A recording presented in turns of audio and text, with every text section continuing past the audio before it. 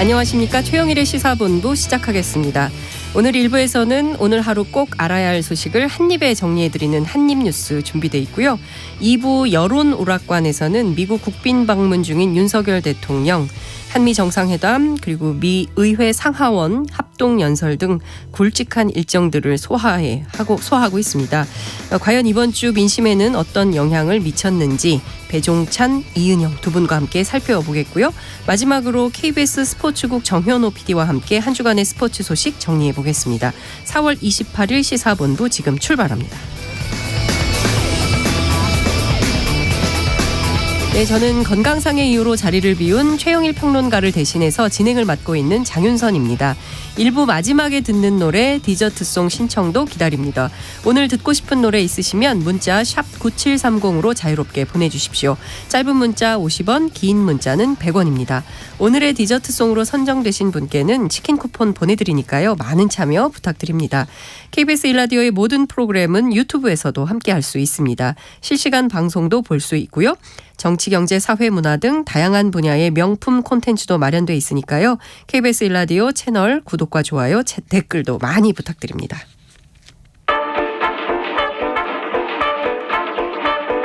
최영일의 시사본부 한입뉴스.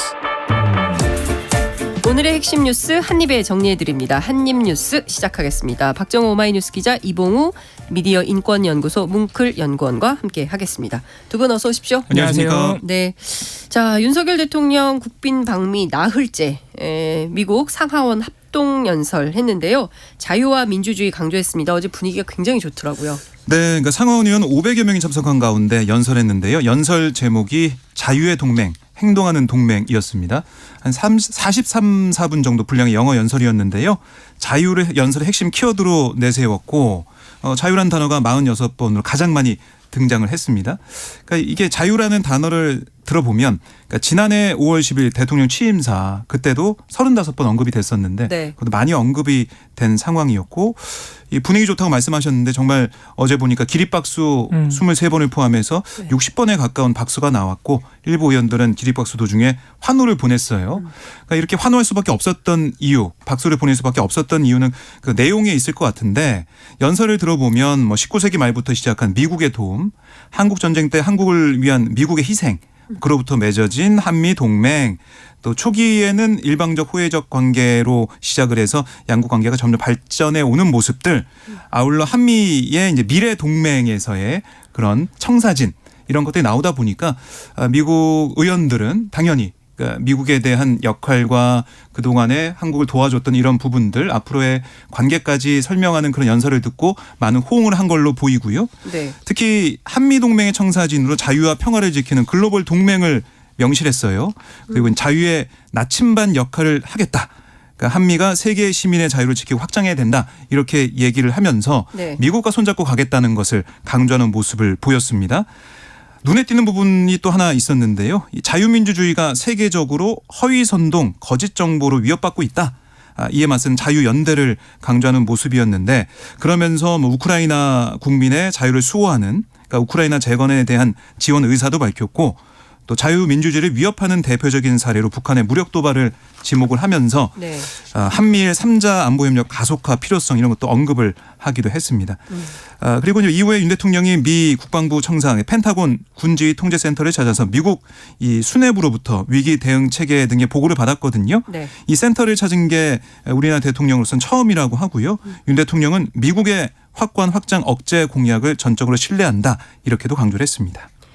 그런데 지금 뭐 아직 귀국하기 전이고 보스턴 가서 하버드 대학에서 연설도 해야 되고 아직 남은 일정이 있는데 우리 정부에서 김태호 1차장이 사실상 핵공유라는 표현을 해서 공식 브리핑을 한 바 있습니다. 근데 관련해서 미국의 고위 당국자가 대통령실하고 입장이 다르다. 이런 입장을 밝혔습니까? 예, 그렇습니다. 워싱턴 선언 정상회담의 확장 억제 관련 별도 문서가 최초로 채택되었다 그래서 지금 우리 정부 대통령실은 사실 상당한 기대감을 표현하고 있고 사실상 핵공유라는 평가 긍정적인 기대도 사실 거기서 나온 것인데 왜냐하면 정부가 출발하기 전에 이 점을 강조했기 때문에 그렇습니다. 확장 억제 강화 심지어는 뭐 핵보복 미국의 핵보복까지도 기대감을 표명하면서 핵보복, 예. 가장 큰 성과를 얻어올 것으로 기대감을 표명하고 워싱턴 선언까지 나오긴 했는데 문제는 채 하루가 지나지 않은 상황에서 이제 현지 시간으로는 어제입니다. 27일 에드 케이건 백악관 국가안보회의 동아시아 오세아니아 담당 선임 국장이 이 한국 특파원단과의 브리핑에서 한국 정부의 사실상 핵공유라는 설명에 동의를 하느냐라는 질문에 직설적으로 말하겠다. 우리가 이 선언을 사실상 핵공유라고 보지는 않는다라고 잘라 말했습니다. 그럼 이것이 한국 정부의 입장과는 다른 것이냐라고 다시 기자가 물으니까 그 부분은 반박을 하겠다. 우리는 한국과 폭넓은 논의를 하겠다. 해왔다. 우리 입장에서 우리가 핵공유라고 말할 때는 중대한 의미를 내포한다라면서 이게 한국상 정의는 어떻게 될지 모르겠지만 핵공유가 미국의 정의로는 핵공유가 아니라고 다시 한번 강조하면서도 한국의 입장과 다른 것은 아니다라고 약간 모순된 그래서 쉽게 이해되지는 않는 사실 표현이긴 한데 중요한 거는 핵공유가 아니라는 사실에 방점을 찍다 보니까 아무래도 이런 대답이 나온 것 같아요. 그래서 핵공유가 미국에서도 워낙 이게 중대하고 민감한 사안입니다. 왜냐하면 미국은 계속해서 전 세계의 핵 확산 금지 조약의 의무를 강조하고 있는데 네. 이 핵공유라는 것 자체가 사실 핵을 가지지 않은 나라에서도 쓸 수 있도록 해주겠다는 의미나 다름이 없어가지고 이 부분에 대해서 미국은 굉장히 민감하게 생각하거든요. 그래서 이 캐드 에이건 담당 선임 국장이 구체적인 미국식 핵공유의 정의는 얘기를 또 안 해줬어요. 그러면서도 다시 한번 한반도의 핵무기가 다시 들어가는 것은 아니다. 그 점은 분명하다라고 다시 한번 강조를 해서 이 우리 정부가 한미 정상회담 최대 성과로 기대했고 지금 성과로 꼽고 있는 이 확장 억제 강화가 과연 성과가 맞느냐. 그리고 미국의 이런 태도로 볼 때 애초에 이번 정상회담에서 과연 그것을 성과로 가져올 수 있는 판은 맞았느냐라는 이 논란이 계속될 것으로 보입니다. 그러니까 이게 어찌됐든 후폭풍이 상당히 거셀 걸로 보입니다. 왜냐하면 미국은 그동안 있던 자신들의 핵정책을 바꿀 생각이 없음을 분명하게 밝힌 거거든요. 그러니까 한반도 비핵화 계속 가는 노선이다. 여기에서 한치의 그 무슨 다른 변화의 여지는 없다라는 거고 또 우리도 NPT를 탈퇴하지 않고 NPT를 준수하겠다는 내용을 또 워싱턴 선언에서 밝히지 않았습니까? 그렇기 때문에 그동안 그 우리 여당이나 또 우리 정치권에서 그동안 얘기했던 소위 얘기한 자체 핵무장론이라든가 뭐 핵개발이라든가 뭐 이런 것들은 사실상 무용한 불가능한 것으로 영토 박아서 확약이 돼버렸죠. 그렇습니다. 이제 그런 거고 어찌 보자면 군사 전략적으로 그리고 외교적으로 대단히 무책임한 발언이 될 수 있다 앞으로는 사실 그게 이제 결정된 거라고 볼 수 있는데 그에 대해서 우리는 또 사실상 핵공유라는 표현을 썼기 때문에 논란의 여지를 남겼으나 다시 또 미국이 아니라 예, 미국이 아니라고 다시 또 이제 확인 설명을 해준 이런 상황이 되는 겁니다. 관련해서 김태호 차장이 또 어떤 입장을 밝힐지 지켜봐야 될 것 같다라는 생각이 좀 드는데 미국만 그런 게 아니에요. 지금 중국도 난립니다. 그 중국이 이번 정상회담 공동성명에 대해서 즉각 반발을 했습니다. 네, 그러니까 중국 외교부의 내용을 좀 들어보면 네. 유진숭 외교부 아주사 사장, 그러니까 아시아 담당 국장이 27일 밤에 강상욱 주중 한국대사관 정무공사와 회동을 약속하고 만나서 한미 공동성명의 중국 관련 잘못된 표현에 대해 엄숙한 교섭을 제기하고 강렬한 불만을 표했다. 이렇게 게시물에 돼 있습니다. 홈페이지에. 그러니까 엄숙한 교섭 제기 이거는 외교 경로를 통한 항의를 의미하는 그런 표현이고요. 가만히 있지 않겠다는 얘기죠. 그렇습니다. 그러니까 회동을 약속하고 만났다. 뭐 이 표현, 이 얘기도 이 중국 외교부가 뭐 중국 주재 타국 외교관을 외교부로 부르거나 별도의 장소에서 만나서 항의 등을 전달하는 거 이걸 의미하는 거예요. 네. 그러니까 우리가 뭐 흔히야 뭐 초치 뭐 이런 내용의 그런 행동을 했다라고 볼 수가 있는데 결국에는 이 중국의 입장, 대만 등 문제에 대한 중국의 입장을 전달을 하면서 하나의 중국 원칙을 확실히 지킬 것을 촉구했다는 게 중국 외교부의 설명입니다. 결국 이 중국이 이렇게 뭐 윤 대통령의 언론 보도를 통해서도 강하게 반발했듯이 한미 공동 성명이 나온 다음에도 반발이 이어가고 있는 거 결국 이 상황이 녹록지 않다라는 걸 보여주고 있기 때문에 네. 여기에 대해 우리 정부가 외교적으로 어떻게 풀어낼 것이냐. 우리가 뭐 시진핑 국가주석을 이 방한 요청을 했다는 거 아니겠습니까? 네. 과연 시진핑 주석이 이런 상황에서 방한할 수 있겠는가 이런 부분도 있는 것이고요. 그리고 결국에는 이 한국과 미국이 밀착이 되고 있는 가운데 우리가 얻는 게 있으면 잃는 게 있는 거 아니겠습니까? 확장 억제라는 것을 얻게 된다면 또 잃는 게 분명히 보이는 게 중국과 러시아의 관계 이런 부분 경제적인 문제 이런 것들이 있기 때문에 여기에 대한 대책은 과연 무엇인가 이런 질문이 나오는 겁니다. 그러니까요. 지금 뭐 귀국하기도 전에 청구서가 여기저기서 사방팔방에서 좀 밀려 들어오는 듯한 느낌을 받습니다. 관련해서 대통령실에서 방미 성과 중간 브리핑을 했군요. 그렇습니다. 아무래도 지금 확장 억제나 이 중국 러시아 관계 관리 실패에 대한 부분이 지적이 많다 보니까 이 대통령실의 최상무 경제수석이 이 경제적 성과를 조금 설명하고 강조하는 자리를 가졌습니다. 현지 프레스룸 브리핑을 통해서요.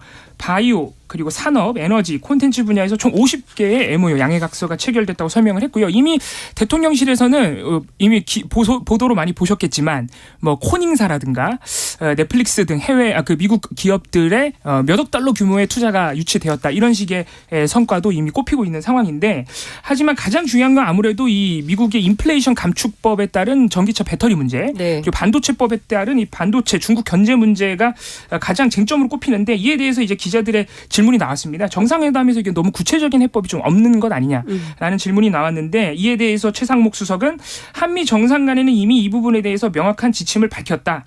이번에도 양 정상 간 한국 기업의 부담과 불확실성을 줄인다는 방향에 대해서 명쾌하게 합의를 했다라고 했는데 이 명쾌한 방향성에 대한 합의는 사실 이전에도 있었습니다. 미국이 도와줄 것처럼 얘기를 많이 해왔죠. 근데 이번에도 이제 최상목 수석 설명에 따르면 일단은 실무부처 차원에서 양국 정상이 확인한 이런 방향성, 한국 기업의 좀 불편한 점을 줄여주는 방향성을 조금 더 긴밀하게 지속적으로 협의해 나가겠다고 해서 역시나 우리는 또 기다려야 되는 입장이 됐습니다. 어떤 협의가 나와서 우리 기업들에게 좀 도움이 될지.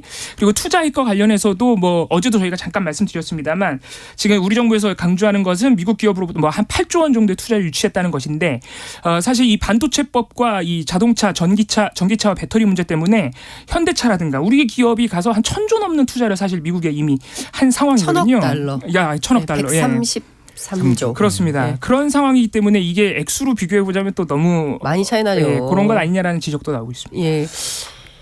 그래서 뭐 저는 어제 사실은 한미 이 뭐 공동 성명도 그렇고 의회 연설도 그렇고 우리가 70년 된 정말 이 혈맹 동맹이라고 한다면 유일한 동맹입니다. 네, 우리 국내 문제 어려운 문제 또 우리 국민들의 목소리를 가감없이 전달하는 의미도 있겠고 우리가 직면하고 있는 그런 경제적인 어려움을 호소할 수 있는 기회가 될 거라는 생각도 했었거든요. 그래서 바이든 대통령을 만나서도 아니면 의회 연설을 통해서도 우리가 이렇게 끈끈한 혈맹이고 이 만찬장에서 격이 없이 어깨동무도 하고 노래도 부를 수 있는 그런 사이인데 우리 너무 어렵다. 지금 경제적으로 우려가 많다. 이럴 때 도와주는 게 진짜 동맹이 아니냐. 그렇죠. 이렇게 얘기하면서 설득할 수 있는 그런 시간과 기회로 만들었으면 어땠을까. 이런 아쉬움이 있습니다. 그러니까 이제 뭐 앞으로 많은 분석들이 나오겠지만 LA 타임스 기자가 면전에서 묻지 않았습니까? 그러니까 바이든 당신의 어떤 그 재선 국내 정치를 위해서 중국하고 경쟁해서 핵심 동맹국인 한국에게 피해를 주고 있는 거 아니냐라고 윤석열 대통령 세워놓고 질문을 해요. 근데 관련해서 뭐 아니라고 뭐 좀 동문서답식으로 답변을 하긴 했습니다만 관련해서 우리 대통령이 우리 국민을 대표해서 거기 가 있는 거 아니겠습니까?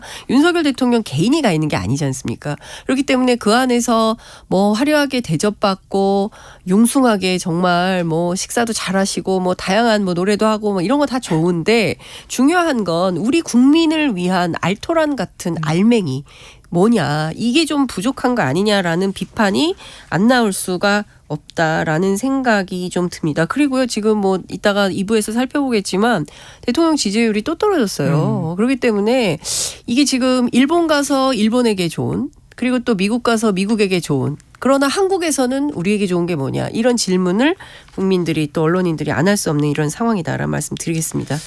자 민주당 새 원내대표 누가 됐습니까? 네. 박광원 의원이 당선이 됐는데요. 네. 의원들 얘기를 좀 들어보니까 다들 놀랐다라고 하더라고요. 네. 그러니까 역시 원내대표 선거는 모르는군요. 이거는 사실은 반장 선거이기 때문에 국민들, 뭐 시민들, 유권자들이 투표하는 게 아니라 의원들이 투표하는 거잖아요.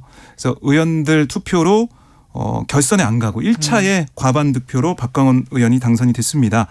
사실 이 4명의 후보, 홍익표, 박범계, 김두관 그리고 박광원 4명의 후보를 볼 때 이른바 뭐 친명으로 3명의 후보를 분류하고 네. 비명계 후보로 박강원 후보로 분류하면서 이 여론의 흐름을 봤을 때는 네. 뭐 친명계 후보가 그래도 유리하지 않겠냐라는 분석도 좀 있었는데 의원들의 생각은 달랐고 그래서 몇몇 의원들하고 통화를 좀 해봤더니 네. 뭐 여러 가지 이유를 얘기를 하더라고요. 우선은 박강원 의원이 그동안 준비를 많이 해왔다. 친소관계에 있어서도 재수했잖아요. 재수했고 예. 그러니까 민주당의 원내대표 선거를 보면 그동안 우원식, 뭐 홍영표 이런 의원들이 당선될 때도 재수한 다음에 당선되는 그런 경우들이 있었어요. 그러니까 재수했던 게 어떻게 보면 플러스 요인 네. 그런 게 됐다라는 얘기도 좀 하고 있고요. 또 이 당내에서 판단해볼 때 의원들이 봤을 때 좀 다양성을 중요하게 생각한 거 아니냐. 국민의힘이 지금 당심 100%로 지도부 선출한다면 얼마나 어렵냐. 이걸 좀 봤을 때 민주당에서는 다양성을 좀 확보하고 간다는 차원에서 다양한 목소리를 취합할 수 있는 그런 구조는 된다는 그런 보여주고 싶은 게 아니겠느냐 이런 얘기도 하더라고요. 또 하나 제가 볼 때는 내년 공천에 대해서 의원들이 좀 많이 고민을 하면서 이런저런 판단 끝에 박강원 의원한테 표를 좀 과반 이상 몰아주지 않았나 생각이 듭니다. 네. 뭐 저도 민주당 출입을 오래 해서 뭐 당내 사정을 조금 귀동냥으로 듣고 있는데 박광원 의원은 사실은 당내에서 보면 굉장히 신중론자예요. 그러니까 뭐 급하거나 뭐 발언에 실수를 하거나 대변인도 되게 오래 했었고 기자 출신입니다. 그리고 이제 박영선 전 장관하고 같이 정치를 시작한 이런 케이스인데 어찌됐든 민주당 내부에서 비명계에 섰던 분이기 때문에 그리고 또 원내대표가 굉장히 중요하거든요. 뭐 총선보다도 지금 당장 당 안에 당면한 여러 이슈들을 해결하는데 당대표와 더불어서 양대축인 원내대표의 역할 굉장히 중요하기 때문에 앞으로 민주당 분위기가 상당히 많이 바뀔 것 같다라는 전망을 해볼 수 있을 것 같습니다. 어떤 과제들이 있을까요? 일단 여당과의 관계도 과제고 아까 말씀하신 대로 당 내부의 관계를 조금 개선하는 것도 모두 과제가 되겠습니다. 지금 사실 여당과는 이 민주당 입장에서는 여당이 이 쟁점 법안들 관련해서 이제 법사위에서 논의를 안 해준다는 불만을 또 가질 수밖에 없지만 어쨌든 민주당 안에서도 계속해서 직회부를 하고 대통령 거부권 얘기가 나오는 상황이 반복되는 것은 야당에게도 좋지 않은 상황이기 때문에 어떻게 여당과의 대화를 조금 풀어가느냐. 그리고 윤석열 대통령과 이 박홍근 전 원내대표가 됐죠. 대화 한번 못 해봤다라면서 아쉬움을 표하기도 했는데 이 대통령과의 소통은 과연 가능할 것인가. 이런 것도 과제로 남아있고 당 안에서도 지금 박광원 원내대표가 이번에 원내대표 선거 과정에서도 소통이 좀 부족하다는 얘기를 했고 당선되고 나서도 통합을 위해서 조금 노력하겠다는 얘기를 강조를 했어요. 그래서 당 안에서 계속해서 조금씩 얘기가 나오는 이 소통 문제에 대해서도 조금 과제로 남아 있고요. 무엇보다 당 안에서는 이재명 대표 여러 가지 의혹 그리고 최근에 불거진 전당대회 돈봉투 의혹을 어떻게 수습해 나갈 것인가도 과제로 남아 있습니다. 그리고 무엇보다 가장 큰 과제는 이제 내년으로 다가온 총선. 여기서 얼마나 민주당이 선전을 하도록 또 승리로 이끄느냐. 이 부분도 오늘 박광원 원내대표가 자기의 포부로 밝힌 만큼 앞으로 남은 1년이 굉장히 중요한 시기가 됐습니다. 사실 이제 민주당 그동안 이제 잦은 말실수 지도부 안에 뭐 이제 그런 논란이 많이 있었는데 조금 그런 게 좀 어려워질 수 있을 거다. 그런 통제는 많아질 거다라는 생각이 좀 들기도 하고 그러나 정책적으로는 민주당 입장에서 보면 약간 오른쪽에 계신 분이기 때문에 김기현 대표하고의 협상력은 높아질 수 있지만 민주당 안에 있는 적극 지지층으로부터는 반발이나 비판 이런 것들도 있을 수 있겠다라는 전망도 가능할 것 같습니다. 저희 이 시간 교통 상황 좀 잠시 알아보고 그리고 계속 이어가겠습니다. 이승미 리포터 나와주세요. 네, 이 시각 교통 상황입니다. 제2경인고속도로 인천 방향으로 서창분기점에서 화물차 관련 사고가 발생했습니다. 1차로부터 3차로까지 막고 처리 작업을 하고 있고요. 1km 구간 정체입니다. 반대 성남 방향으로는 문학에서 남동까지 밀리고 있고 서양고속도로 목포 방향으로 순산터널 부근과 팔탄분기점에서 화성 휴게소 사이 정체고요. 서평택에서 서해대교 쪽으로도 밀리고 있습니다. 이후 당진 부근 3차로에 타이어 조각이 떨어져 있습니다. 사고 나지 않도록 앞을 잘 살펴 지나셔야겠고요. 평택 제천고속도로 제천 방향으로는 작업 영향이 남아서 안성휴게소에서 금광 3터널 부근까지 밀립니다. 경부고속도로 부산 방향으로 반포에서 서초까지 죽전에서 신갈 분기점 사이 정체되고요. 이후 충청권 교통량이 늘고 있습니다. 먼저 북천안에서 천안 나들목 사이는 고장난 차 여파로 정체고요. 천안 분기점에서 목천까지 5km 구간 막힙니다. KBS 교통정보센터였습니다.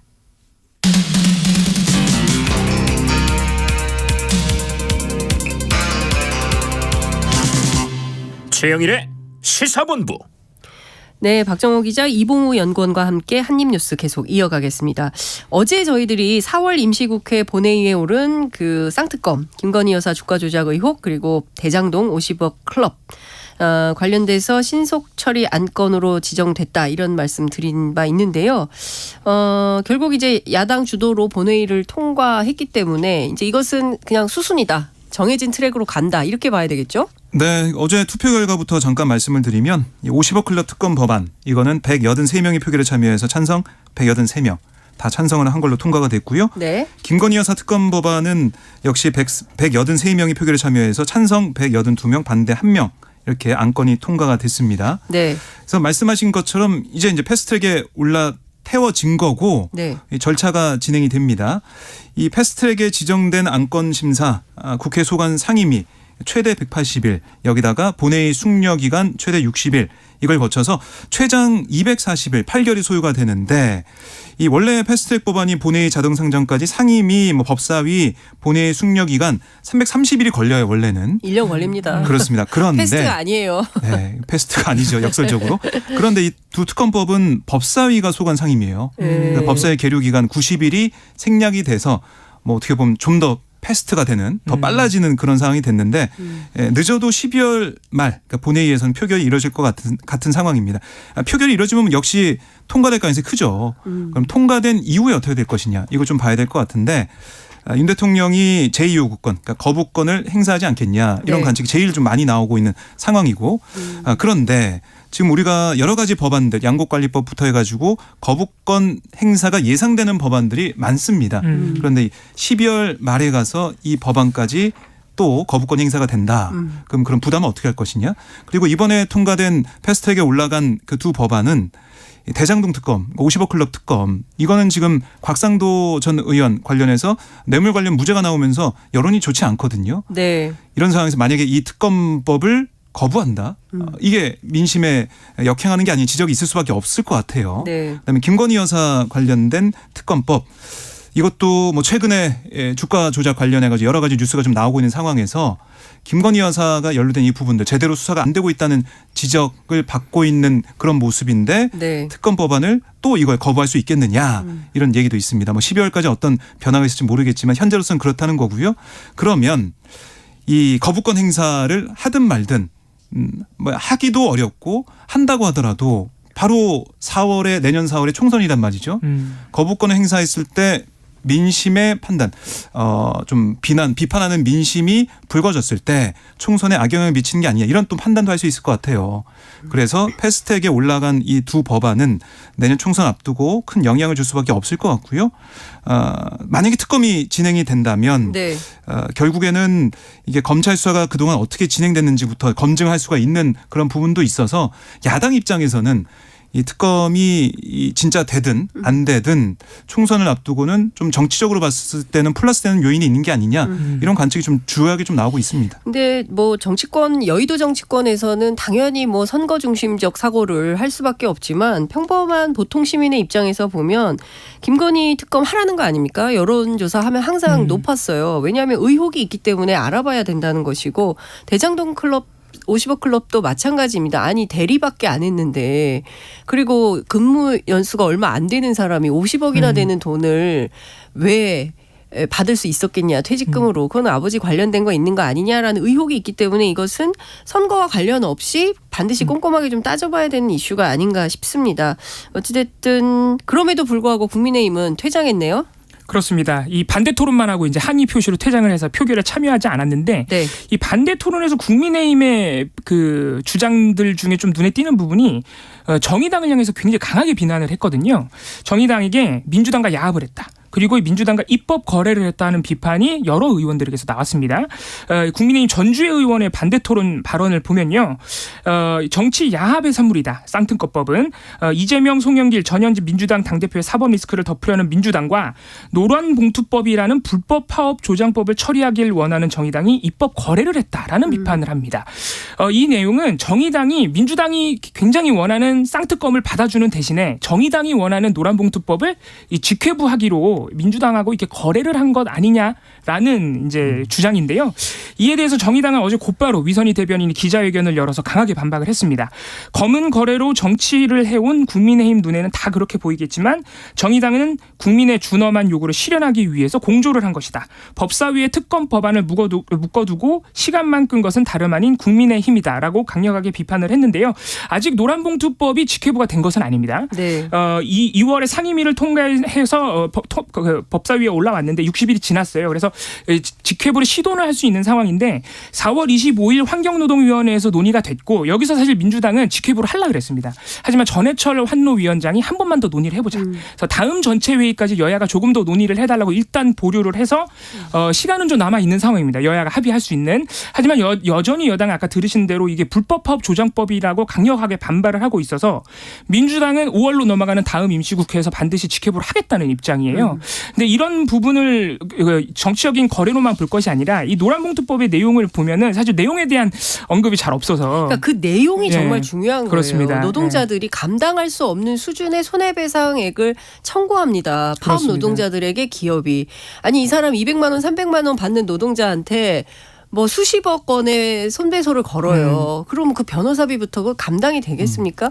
그래서 과거에 스스로 목숨을 끊는 사례가 쌍용자동차 사태 때부터 잇따라 있었던 거 아닙니까? 이때부터 우리가 이 문제를 사회적으로 어떻게 해결해야 될 것인가에 대해서 논의를 모아가는 과정에서 나온 산물입니다. 네. 그래서 저는 이 내용의 엄중함 을 좀 그 서로 이해하고 어느 선에서 타협해서 법안을 만들 것인가 이게 국회의 민의를 대변하는 국회의 역할인 것이지 무조건 당신들 거래했으니까 이것은 나쁜 법이야 안 돼 이렇게 얘기할 문제는 아니지 않나라는 생각이 좀 듭니다. 그러니까 정의당 입장에서는 조금 더 이게 억울할 수가 있는 게 사실 정의당은 특검 법안도 계속해서 여야 합의를 주장해 왔어요.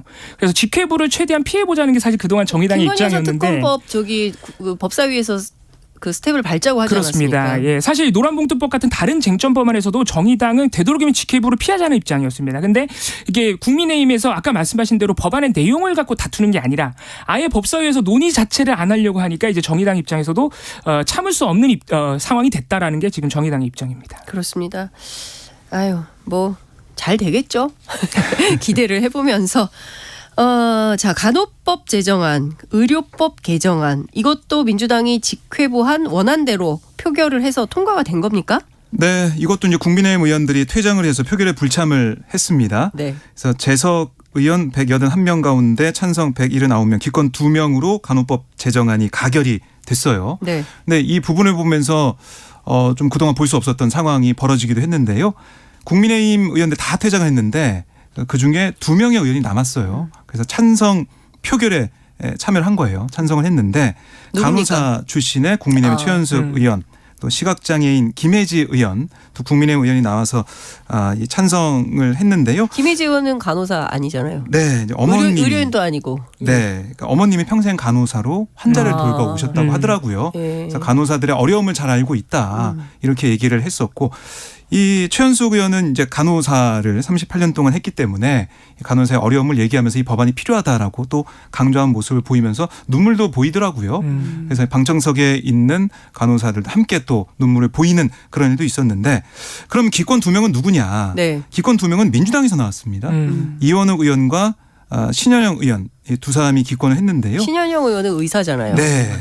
그래서 의사 출신이어서 기권한 거 아니냐 뭐 이런 지적도 나오고 있는 상황인데 어쨌든 이 표결은 뭐 국회의원 개개인이 헌법기관으로서 하는 거다라고 뭐 당 지도부들은 얘기는 하고 있는 상황입니다. 이원욱 의원은 이원욱 의원은 여기에 뭐 기권 하고 싶은 소신이 있었던 것 같습니다. 그동안. 전화해 보겠습니다. 네. 전화해서 꼭 물어봐서 제가 다음 주에 네, 말씀드리겠습니다. 또 국회의원은 자기의 그 선택에 대해서 또 국민들에게 설명할 또 의무도 네. 있는 것이니까. 빨리 저기 페이스북에 올리세요. 왜 그랬는지. 예. 그래서 뭐 결국에는 간호법이 통과가 됐고 의료법 통과가 되면서 네. 간호법이 통과되는 그 내용을 보면 지역사회라는 그 내용이 좀 들어가서 그러니까 지역사회에서 간호사들이 활동할 수 있는 그런 법적인 근거를 만들었다는 평가는 받습니다. 그런데 문제는 뭐냐면 지역사회라는 네 글자만 들어갔지 간호사들의 어떤 구체적인 역할이나 업무가 규정된 게 없어요. 그래서 이걸 어떻게 시행령을 만들어 갈 것이냐 이 부분이 있는 것이고요. 다른 쪽 이제 의사 단체나 간호조무사 단체를 포함한 13개 보건의료 단체가 연대 총파업 얘기를 좀 하고 있는 상황입니다. 네. 거부권 행사 여부를 보고 결정하겠다 이렇게 입장을 내놓고 있는데 이 단체들에서는 지역사회라는 이 네 글자 이게 좀 염려가 된다는 거 아니겠습니까? 이 간호사들이 이 지역에서 어떤 의료 행위를 할 수 있는 그런 가능성을 열어둔 거기 때문에 이게 말이 안 된다라는 얘기를 하고 있는 것이고요.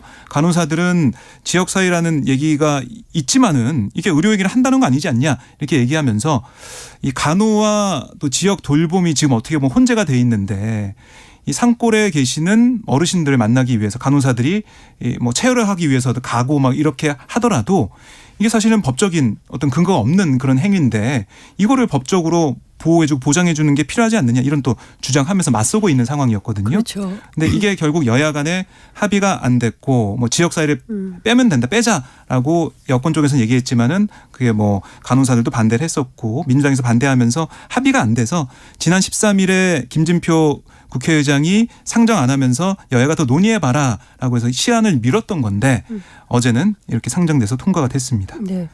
그 도서 그 전남 지역에 그 굉장히 그 섬들이 많이 있잖아요. 그 섬들에 보건소가 있어요. 의사가 없습니다. 그런 지역에서 어떻게 할 거냐 이런 거에 대한 고민이 좀 담긴 내용이라고 보는데 어찌됐든 지금 보면 의사, 간호조무사 어제부터 무기한 단식 1일입니다. 네, 반대하는 거예요. 이대로 안 된다. 상당히 거세게 반발할 걸로 보이고 연대 총파업도 선언했죠. 네, 선언했습니다. 어제에 이어서 오늘도 의사협회나 대한간호조무사협회 등 13개 보건의료 연대 13개 단체가 간호법은 이기주의적인 간호사들의 법안이라고 하면서 엄중 경고한다. 그리고 다음 주부터 5월 4일부터 부분 파업을 시작으로 총파업 시기도 결정하겠다라고 밝혀놓은 상태입니다. 네.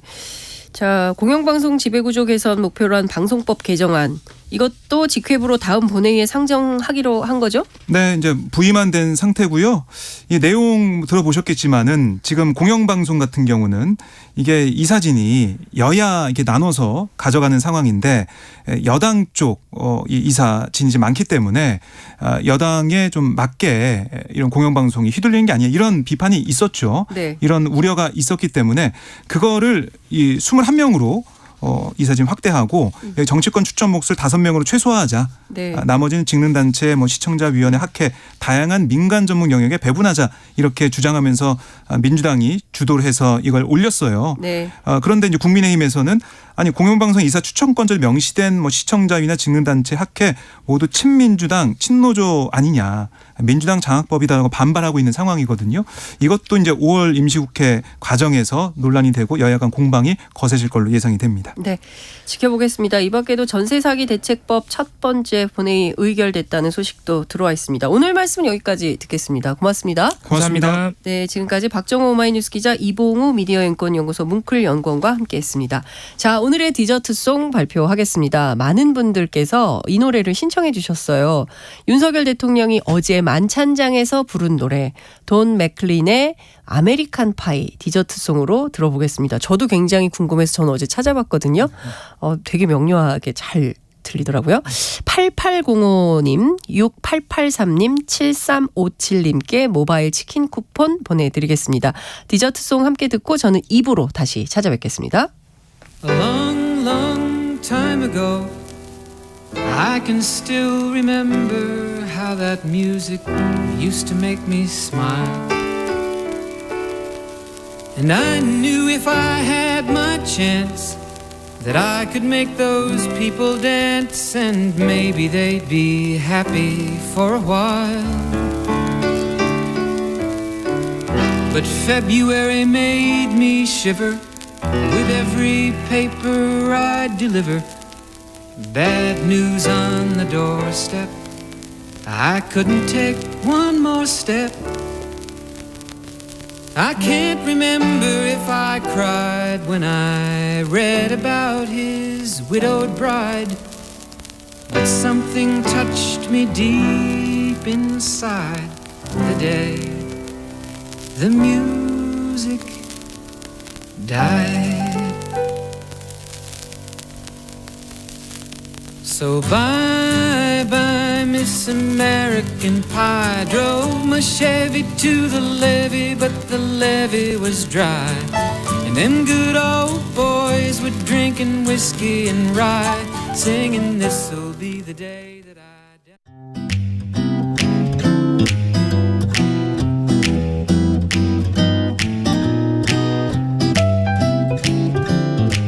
안녕하세요. 바른말 고운말입니다. KBS 1텔레비전에서 방송되고 있는 우리말 겨루기 위해서 나왔던 문제를 짚어보겠습니다. 오늘은 우리말 달인 도전 1단계 문제로 2개 중에서 맞는 표현을 맞히면 됩니다. 먼저 불쑥 끼어들다와 불쑥 끼어들다 중에서 맞는 것은 어느 것일까요? 자기 순서나 자리가 아닌 틈 사이를 비집고 들어서다를 뜻하는 동사는 두 번째 음절을 어로 쓰는 끼어들다가 맞습니다. 그런데 이 표현은 글자 그대로 끼어들다로 발음해도 되고요. 끼어들다로 발음해도 됩니다.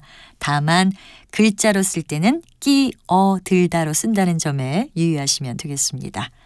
두 번째, 거무튀튀한 얼굴과 거무튀튀한 얼굴 가운데 어느 것이 맞는 표현일까요? 이때는 세 번째와 네 번째 음절을 이중 모음으로 쓰는 거무튀튀한 얼굴이 맞습니다. 이 말은 너저분해 보일 정도로 탁하게 거무스름하다를 뜻하는데요. 우리가 발음을 편하게 하기 위해서 그냥 거무튀튀하다로 말하다 보면 원래 글자도 잘못 알게 될 수도 있으니까 거무튀튀로 정확하게 발음해야겠습니다. 마지막으로는 나물이나 김치로 만들어 먹는 채소 이름을 맞추는 문제인데요. 고들빼기와 꼬들빼기 중에서 맞는 것은 고들빼기입니다. 바른말 고운말 아나운서 변희영이었습니다.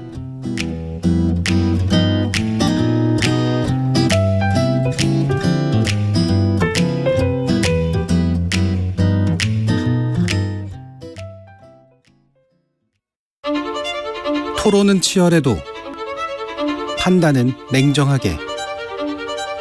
복잡한 세상을 바꾸는 첫걸음은 의외로 단순할지도 모릅니다.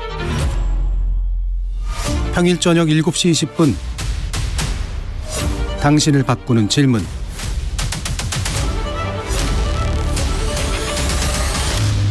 KBS 열린 토론.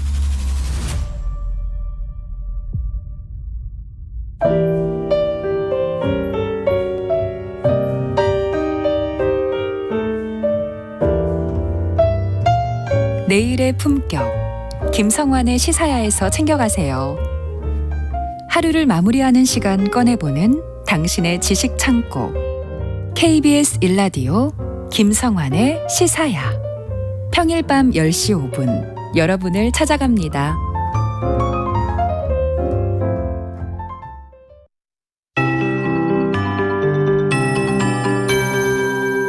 KBS 58분 날씨.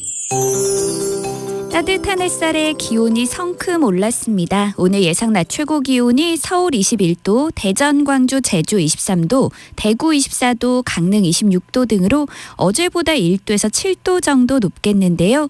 밤에는 다시 서늘해지니까요. 큰 일교차를 주의하시기 바랍니다.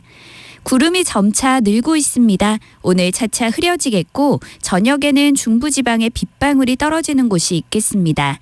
밤부터는 전남 해안과 제주도에 비가 내리기 시작하겠고 내일 새벽에는 전국으로 비가 확대되겠습니다. 이 비는 내일 늦은 오후에 대부분 그칠 전망이고요. 예상 강수량은 제주도 산지가 60mm가 넘겠고 제주도와 경남 해안은 10에서 40mm, 그 밖에 전국은 5에서 20mm 정도가 되겠습니다. 비가 오는 동안 전국에 바람이 강하게 불겠고요. 특히 오늘은 강원 영동에, 내일과 모레는 강원 영동과 경상도 해안, 제주도를 중심으로 순간적으로 시속 70km가 넘는 돌풍이 몰아치는 곳도 있을 전망이어서 시사물 관리에 유의하셔야겠습니다.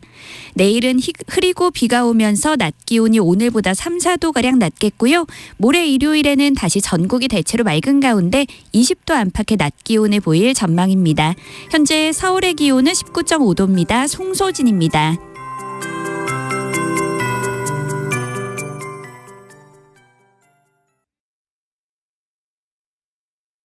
정성을 다하는 국민의 방송 KBS가 한시를 알려드립니다. AM 711kHz, FM 97.3MHz, KBS 1라디오입니다. HLKA.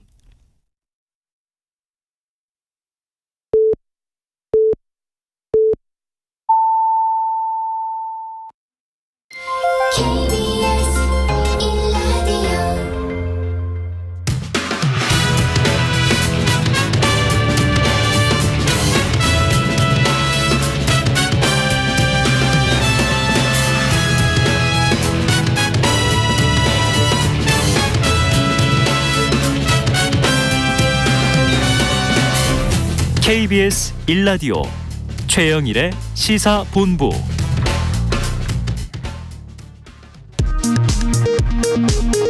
이 시각 라디오 정보센터 뉴스입니다. 한미 정상이 합의한 워싱턴 선언과 관련해 미국 백악관 고위 당국자가 핵 공유는 아니라는 입장을 밝혔습니다. 한편 중국은 타이완 해협 평화와 안정 유지의 중요성을 재확인한 한미 정상회담 공동 성명에 대해 외교 채널을 통해 공식 항의했습니다. 전세 사기 깡통 전세 피해자 전국대책위원회는 오늘 정부 여당이 발표한 전세 사기 특별 법안이 일방적인 보여주기식 법안이라며 폐기를 촉구했습니다.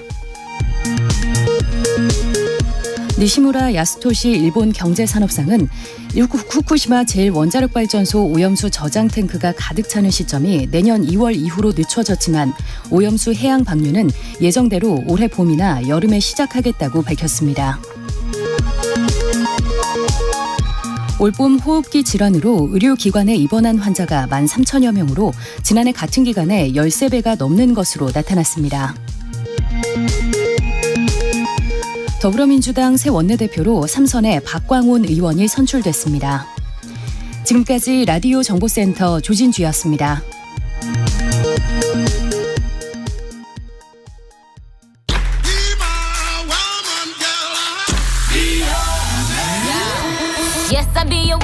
인터넷에서 화제가 된 뉴스를 살펴보는 스트릿 뉴스 파이터 시간입니다. 오늘은 조현정 시사평론가와 함께하겠습니다. 어서 오십시오. 네, 안녕하세요. 지금 날씨가 굉장히 화창하잖아요. 네, 서울의 날씨가. 네. 내일은 비가 많이 올 모양이에요. 돌풍. 네, 주말 기다리고 있었는데 네. 비가 온다 그래가지고. 그러니까요. 예. 저 오늘 세차했는데. 원래 세차하면 비가 오는 거예요. 그러니까요. 머피의 법칙 뭐 이런 거. 인생 참 뜻대로 안 되는 것 같습니다.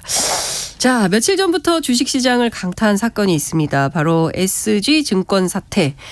관련해서 금융당국이 본격적인 수사에 착수를 했는데요. 이게 보니까 정계, 재계, 예. 전문직, 연예인 뭐 다양합니다. 네. 예. 파장이 점점 커지고 있는 것 같아요. 네, 이게 다양한 직군에서 다양한 사람들이 연루됐다라는 정황이 나오고 있는데 공통적으로는 거금이 들어갔다. 네. 자본이 좀 많은 사람들이다.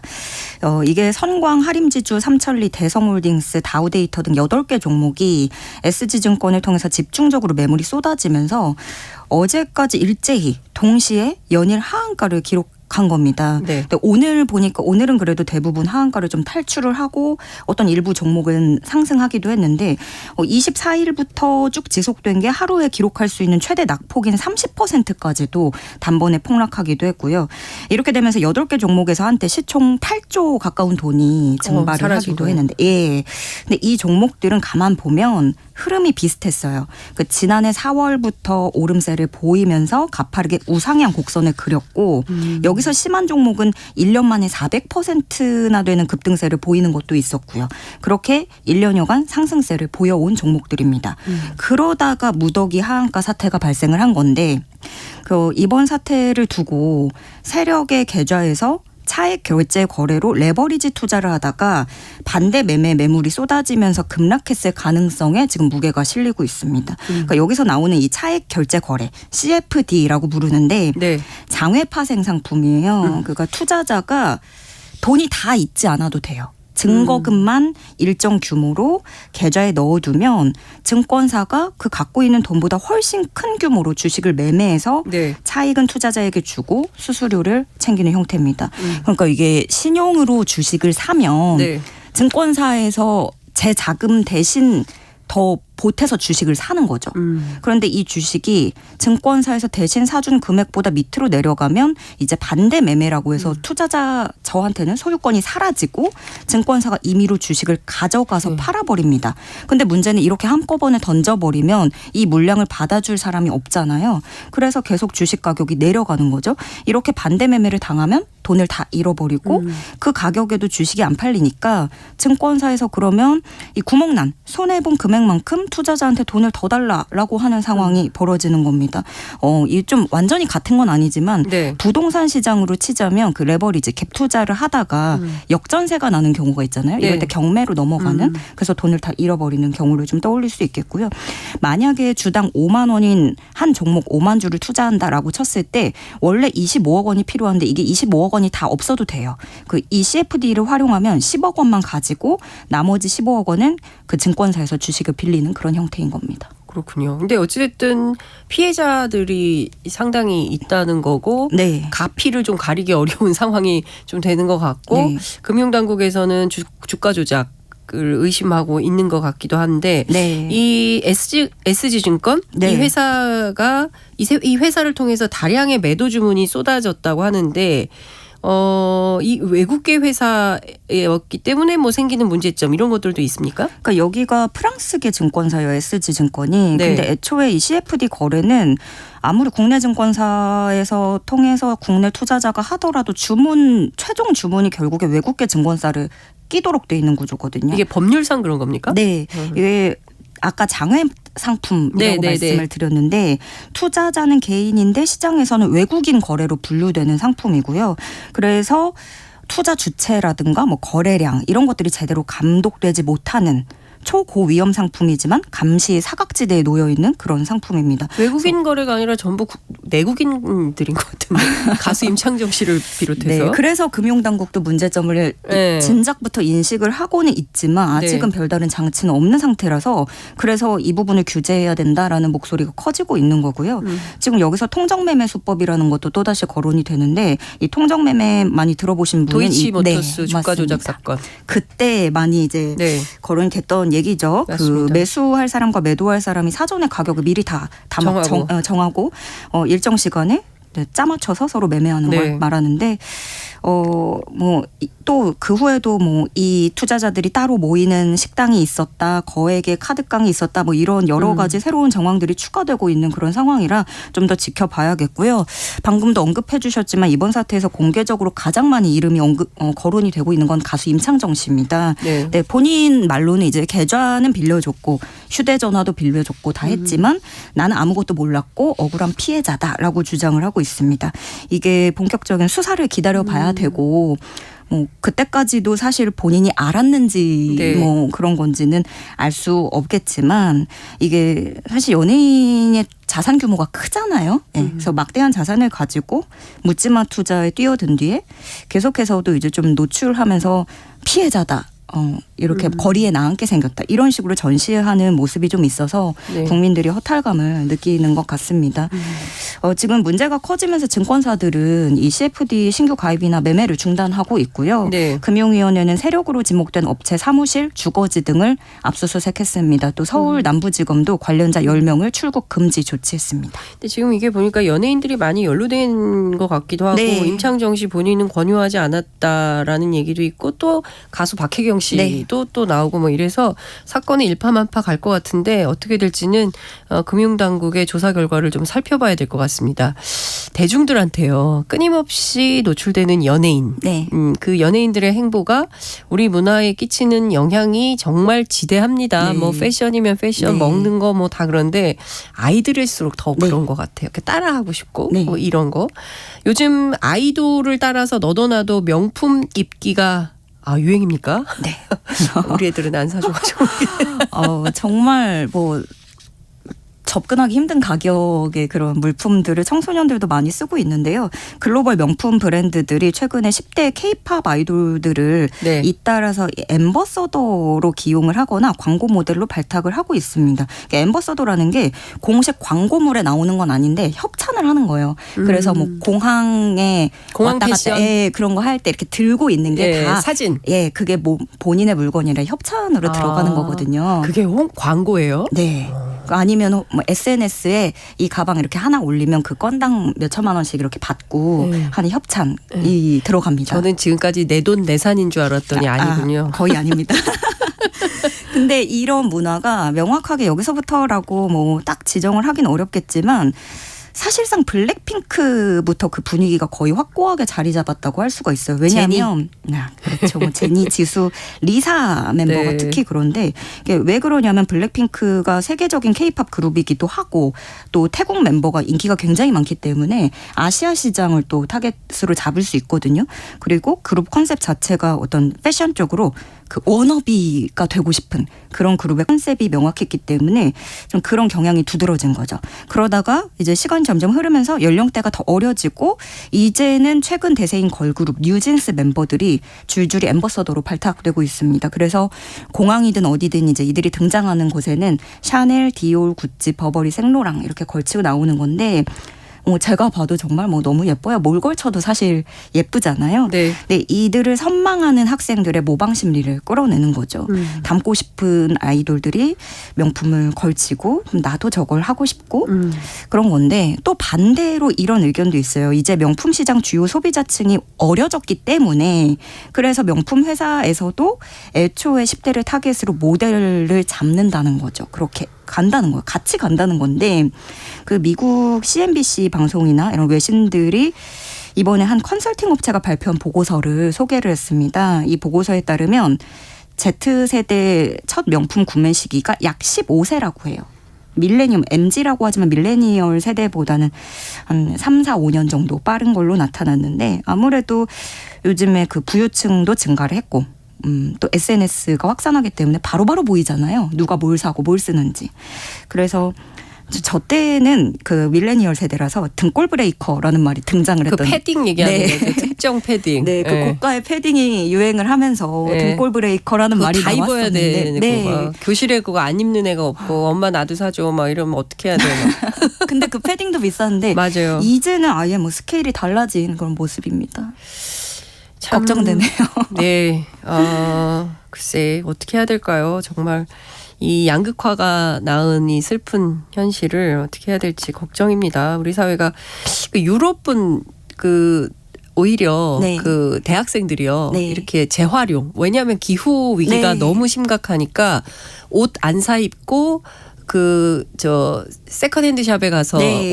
옷 사고 뭐 이런 게 유행이라는 거예요. 다시 옛날에 히피 스타일로 이렇게 돌아가는 것처럼 그런 게 유행이라고 하는데 우리도 좀 유행을 바꿔보죠. 장 기자님 이제 셀럽이시니까 그런 제가 유행을 선도해 주시면 네. 그렇게 하기엔 제가 좀 여러 가지로 많이 부족해서. 네. 자, 캐나다에서요. 한 여성이 18개월 된 자신의 딸에게 귀뚜라미와 개미 등을 먹인다고 이거 화제입니까? 이래도 네. 됩니까? 그 캐나다 토론토에 거주하는 티파니 리라는 사람이에요. 네. 그러니까 뭐 결론부터 말씀드리면 단백질 먹이려고 이제 곤충으로 간다. 이건데 이미 잘 알려진 얘기죠. 곤충이 훌륭한 단백질 공급원이라는 사실이요.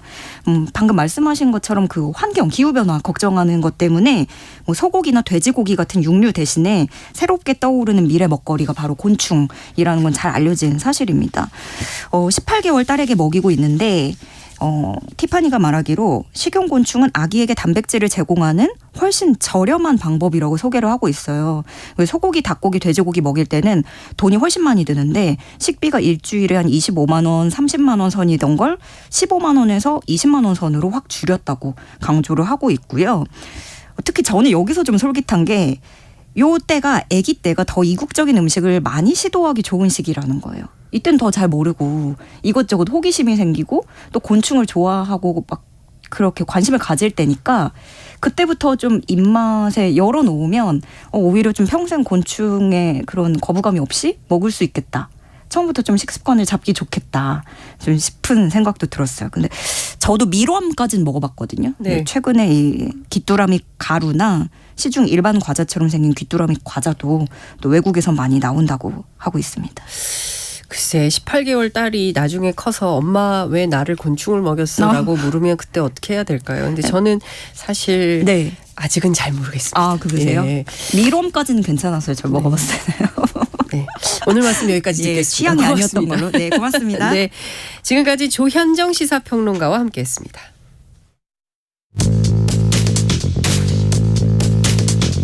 최영일의 시사본부는 여러분과 함께합니다. 짧은 문자 50원, 긴 문자 100원이 드는 샵 9730. 라디오 어플 콩과 유튜브는 무료로 참여하실 수 있습니다.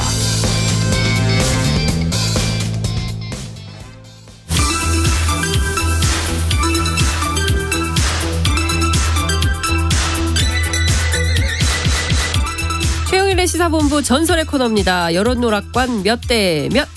오늘도 어김없이 이은영 휴먼앤데이터 소장, 배종찬 인사이트K 연구소장 나오셨습니다. 두 분 어서 오십시오. 네, 안녕하세요. 네, 안녕하십니까. 반갑습니다. 배추도사입니다. 네? 이은영입니다. 배추도사? 배추도사. 아. 배추도사 하면 안 되겠네. 네.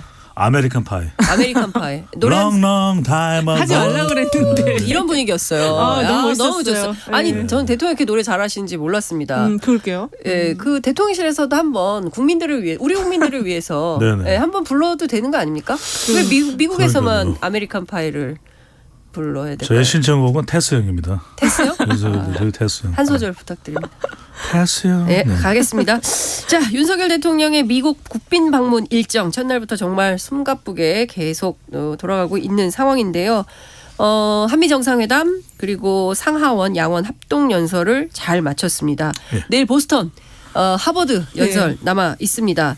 지금까지 여론에 어떻게 반영됐는지 좀 살펴봐야 될 것 같은데요. 우선 조사 개요부터 소개해 주시고 결과 살펴보겠습니다. 네, 일단 뉴시스가 국민리서치그룹과 에이스리서치에서 4월 20에서 24일까지 1,010명 대상 조사를 했고요. MBS가 자체 조사로 4월 24일에서 26일까지 전국 1,006명 조사했습니다. 뉴스토마토가 미디어토마토에 의뢰해서 4월 24일에서 26일까지 전국 1,018명을 조사했고요. 갤럽이 자체 조사로 4월 25일에서 27일까지 전국 1,001명을 조사한 내용이고 자세한 내용은 중앙선거 여론조사 심의위원회 홈페이지를 참조하시면 되겠습니다.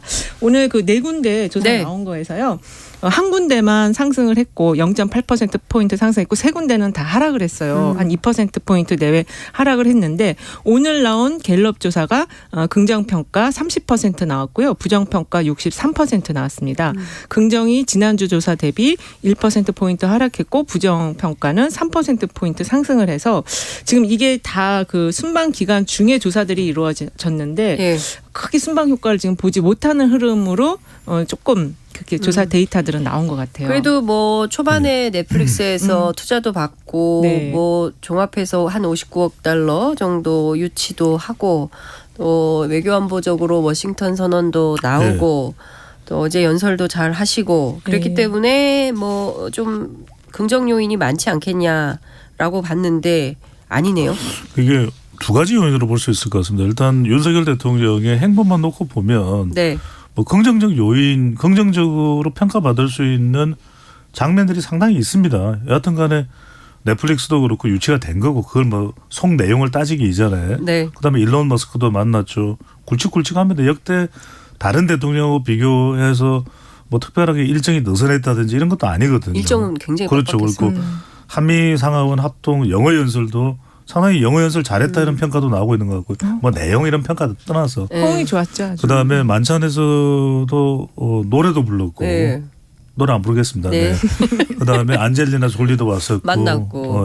근데 안젤리나 졸리가 여사님 옆에 딱 앉아 계시죠. 그러니까요. 우리 대통령 옆자리는 비어 있었어요. 그랬어요? 그러니까 저 대통령하고 질 바이든 여사가 앉고 그다음에 그 맞은편에 바이든하고 우리 저 김건희 여사 그리고 그 옆에 안젤리나 졸리 이렇게 앉아 있더라고요. 근데 이제 화면은 두 분만 안젤리나 졸리와 여사님만 잡혔는데 어쨌든 굉장히 그 볼거리가 아주 풍성한 화려한 그런 방문이었다. 네, 죄송합니다. 그래서 이제 그런 만찬도 있고 좀 집중해 주시고요.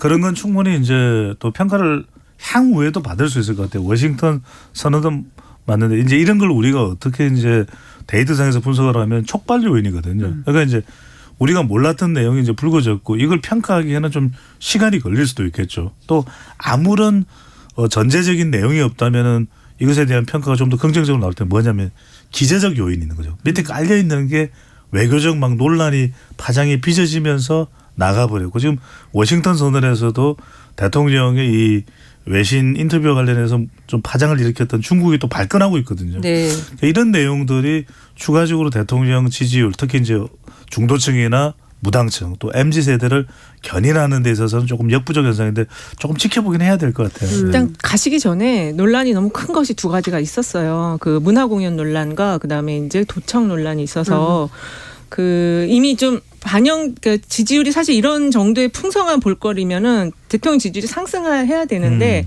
가시기 전에 너무 큰 그 논란거리들이 있어서 그냥 상승 효과를 좀 꺾어버렸다 그렇게 네. 볼 수 있고 그다음에 이제 그 24일 날 첫 번째 방문해서 첫 번째로 나왔던 그 넷플릭스 달러 유치가 그 어디였죠? 로이터랑의 그 인터뷰를 통해서 그 주어 논란, 워싱턴 포스트. 네, 워싱턴 포스트 그 인터뷰를 통해서 주어 논란이 있으면서 좀 반감시켰다, 효과를. 그러다 보니까 이 지금 워싱턴 선언 자체에서도 핵 공유는 아니다. 이게 그냥 핵심 메시지가 되면서 볼거리는 많은데 알맹이는 우리에게 유리한 알맹이는 없다. 이렇게 좀 전체적인 평가가 나고 있는 것 같아요. 네. 그러니까 지금 대체로 앞서 말씀해 주신 대로 대통령이 순방 일정을 하면 어쨌든 기본적으로 지지율이 오릅니다. 왜냐하면 그렇죠. 일단 우리 대통령하고 외국 대통령이 같이 서 있기 때문에 어찌됐든 나가서 박수 받는 이런 패턴이었단 말이죠. 그런데 윤석열 대통령은 그 역사를 바꿔서 나가면 떨어집니다. 네. 그러니까 일본 갔을 때도 떨어졌어요. 그렇죠. 그러니까 기시다의 4월 그 통일지방선거에는 상당히 도움이 됐지만 우리 대통령 지지율은 떨어졌어요. 한미 정상회담도 바이든의 재선 발표가 있어서 여러 가지 투자에 오며 도와줬지만 우리 대통령 지지율은 떨어지고 있어요. 그러니까 이거를 좀 살펴봐야 될 것 같습니다. 그렇죠. 이게 어떤 거냐면은 일종의 의사소통의 방향성 때문에 그런 거죠. 우리가 데이터를 분석할 때 가장 국민들이 적극적으로 환호하는 것은 바텀업 스타일입니다. 그러니까 이제 국민 여론을 공감대를 가지고 바텀업이 되는 거죠. 그러니까 이제 상향식이 되는 거죠. 그런데 윤석열 대통령이 지금 보면은 바이든 대통령과는 상당히 지금 뭐 끈끈해요.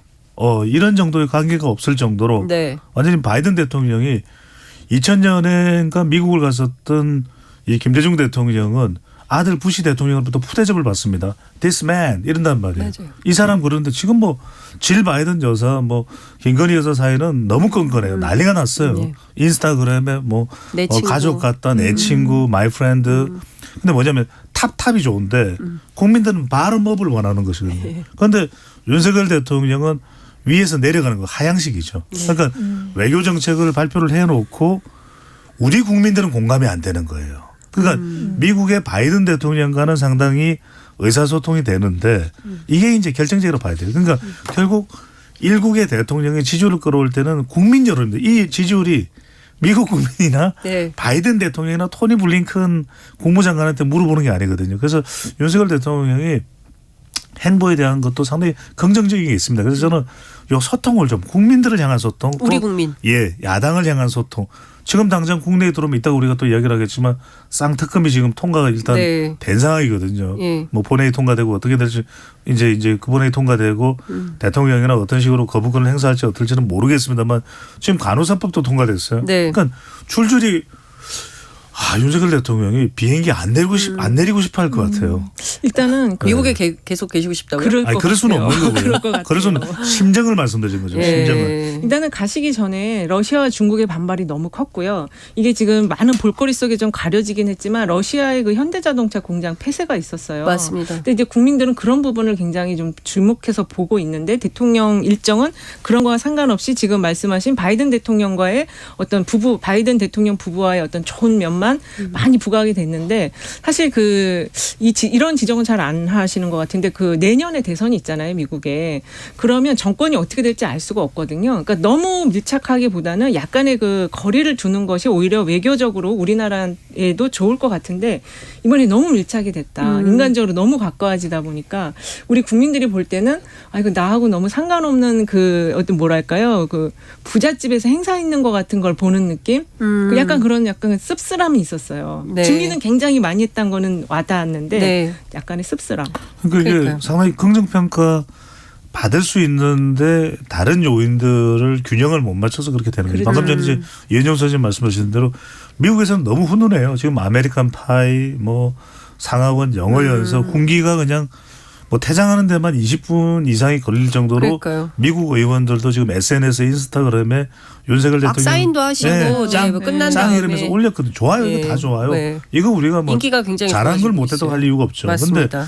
이 상황에 우리는 베이징 덕을 먹기 어려워지고 있고 그다음에 시베리아 들판은 더 싸늘해지고 있거든요. 그건 어떡하냐 이거죠. 그렇죠. 그래서 지금 그런 부분도 조율이 필요하다라는 말씀이죠. 제가 그거 여쭤보고 싶은 게 바로 그 대목인데요. 그 에드 케이건 백악관 NSC 동아시아 오세아니아 담당 선임국장이 네. 워싱턴 선언과 관련해서 우리 특파원들하고 간담회를 열었는데 사실상 핵공유 아니다라는 입장을 밝혔습니다. 그러니까 돌아오는 비행기 아직 타지도 않았고 보스턴 가야 되는데 지금 이게 빵 또 터진 겁니다. 그러면 김태호 1차장이 얘기했던 사실상 핵공유하고 배치되는 발언을 미국에서 한 거거든요. 그러니까요. 그러면 이게 여론에 또 반영이 되겠죠?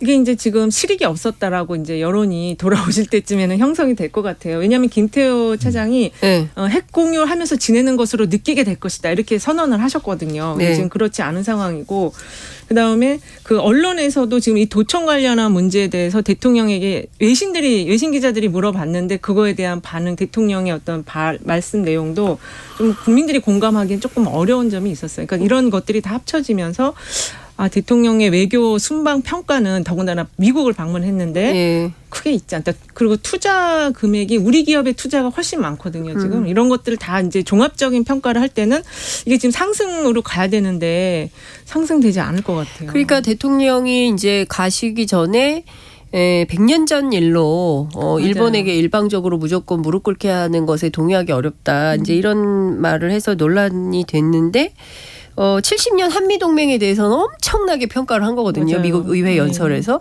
근데 그 직전 5년 전이에요. 우리가 45년 해방됐으니까 50년의 전쟁 나고. 그럼 그 5년 직전에 있었던 36년간 있었던 이 일들에 대해서는 그냥 넘겨도 되는 일인 것인가에 대해서 국민적 동의나 합의 그렇죠. 이게 없는 거죠. 그러니까 제가 그동안 말씀드렸듯이 다른 것보다도 잘하고 있어요. 잘하고 있는 것도 분명히 있습니다. 네. 탑 공감이 아니라 톱 공감보다는 이게 국민들과의 공감이 중요하고 또 그냥 있는 그대로 이야기한다고 해서 국민들이 그렇게 그 성과를 폄훼하지 않거든요. 네. 말하자면 이런 대목에서 누군가 교훈을 줄 수 있다면 그럼 이명박 전 대통령 같아요. 명박 산성처럼 되면 안 된다. 뭐 이게 무슨 말이냐. 이게 그 당시에 그냥 가군병에 대해서 그대로 이야기하고 그러면 10개월 지난 그런 소고기는 뭐 수입을 하지 않겠다. 되기 이전에 소고기를 수입하지 그렇게 가도 무방할 일이거든요. 그런데 그걸 뭐 소통을 무리하게 그렇게 할 이유가 없는 것이고 아무런 문제가 없다. 그러다 보니까 유모차를 끌고 나오고 그 광화문이 뭐 아수라장이 됐지 않습니까? 그러니까 이 경우에도 김태호 이 국가안보실 차장이 그렇게 이야기하면 돼요. 이게 우리가 할 수 있는 최선의 그냥 선언이었다. 우리가 더 깊게 들어가기도 힘들고 미국은 중국과의 관계도 고려해야 되고 여러 가지 동북아 인도태평양 질서 속에서 우리가 미국과 할 수 있는 건 한 요 정도다. 요 정도에서 우리는 그래도 최적의 선언과 이 협의를 만들어낼 수 있었다. 이 정도만 하면 되는데 그러면 우리 국민들도 그래 미국이 뭐 핵을 우리한테 전술핵을 줄 것도 아니고 또 더 깊게 나토 이상으로 갑자기 또 진전될 사안도 아니고 그래 한 이 정도 그래 그 정도가 우리가 해낼 수 있는 정도 수준이니까 이 정도 갈 수 있거든요. 근데 그걸 굳이 더 선을 넘어서서까지 성과다라고 굳이 이야기할 이유는 없는 거죠. 그러니까 지금 미국의 입장이요. 그 좀 전에 그 앵커님께서 말씀하신 것처럼 이게 좀 이제 온기가 아직 남아 있어야 되는데 온기가 남아 있기도 전에 이렇게 탁 또 이거는 핵공이 아니다 이렇게 이렇게 말을 했잖아요. 이런 게 찬물을 확 끼얹는 거죠 지금. 어제 그제 훈훈한 분위기를 미국 측에서 이렇게 확 끊어버리니까 저희 국민들 입장에서도 그걸 좀 여운을 가져가고 싶은데 그러질 못하는 거예요. 그러니까 이제 만 24시간도 안 지났는데 네. 이거 사실상 핵공유 아니에요.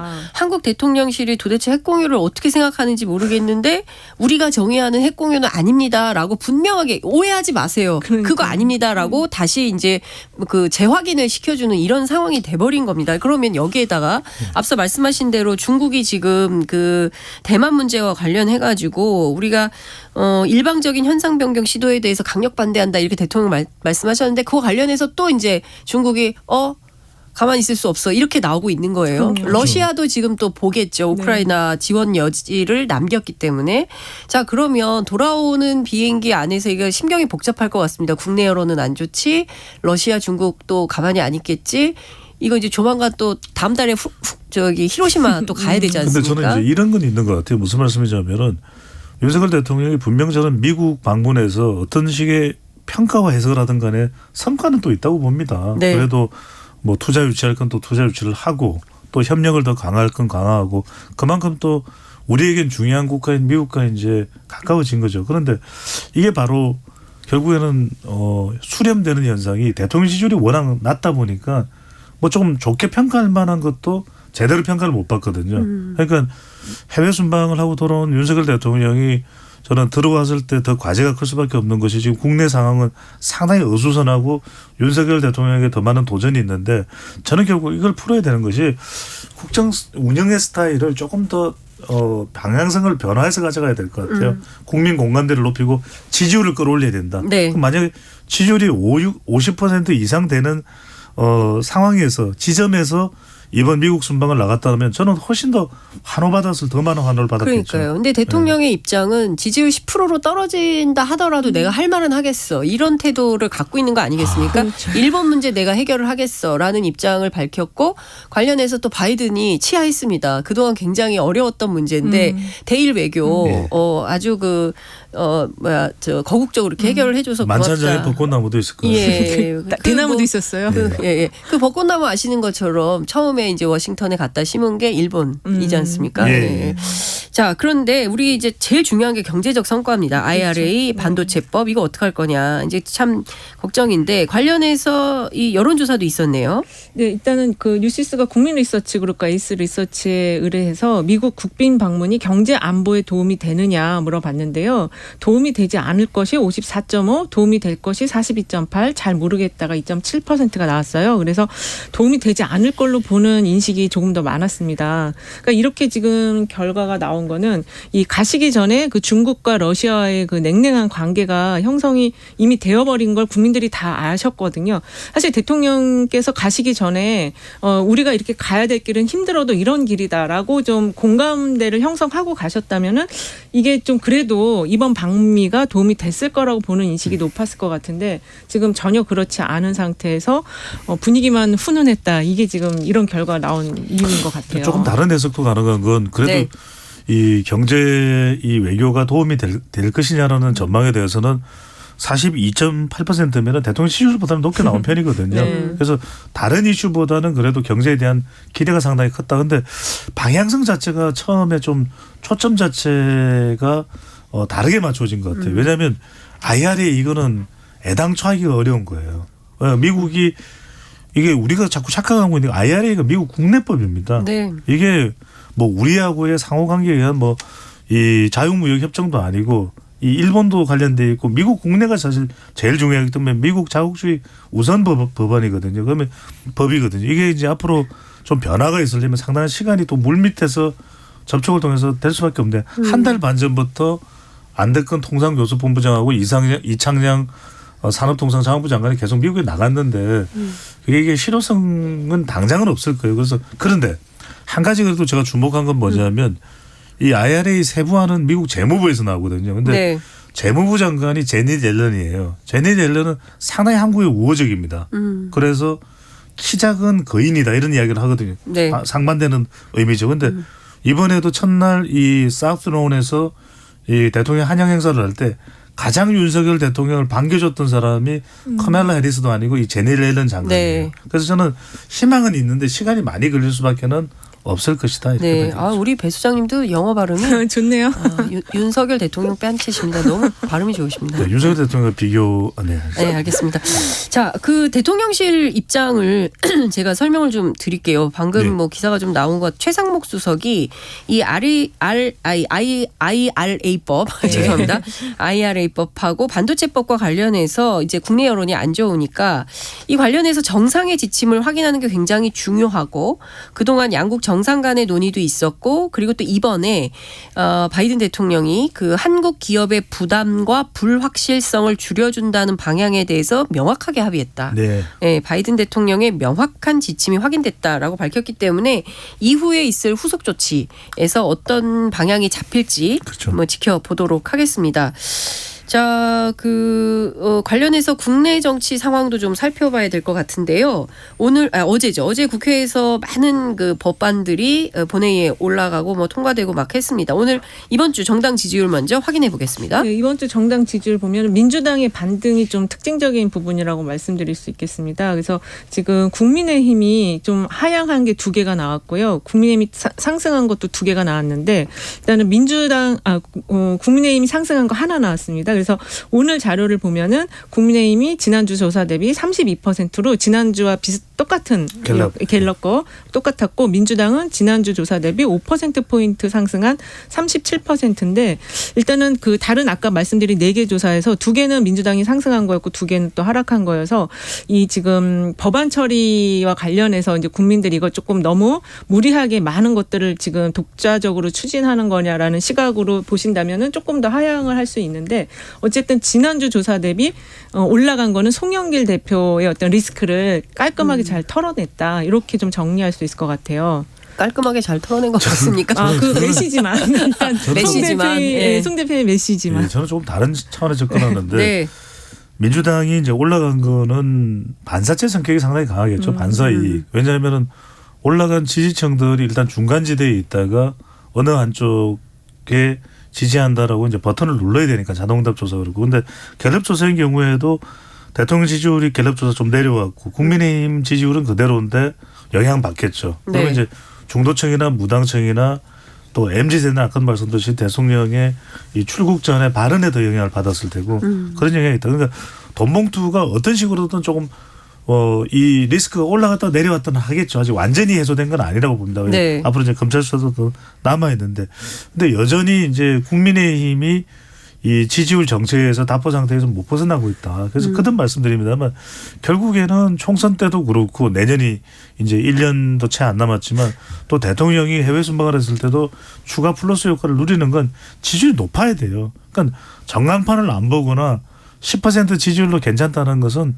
윤석열 대통령은 괜찮다고 생각할지 모르겠지만 주변에 있는 사람들 그리고 국민들은 고통스럽습니다. 왜 지지율이 이럴까?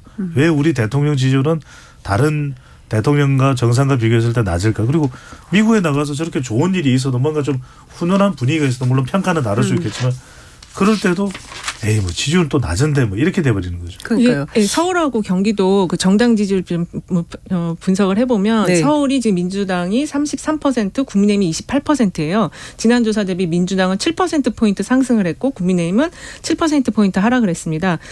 경기 인천 지역도 민주당이 40, 국민의힘이 27%로 나타나서 그 지난주에 그 수도권에서의 흔들렸던 민주당 지지율이 다시 좀 복원이 된 느낌이고 국민의힘은 많이 하락을 했는데 이게 아마 이제 김연아 전 의원의 그 동봉투 관련한 이슈도 있는 것 같고요.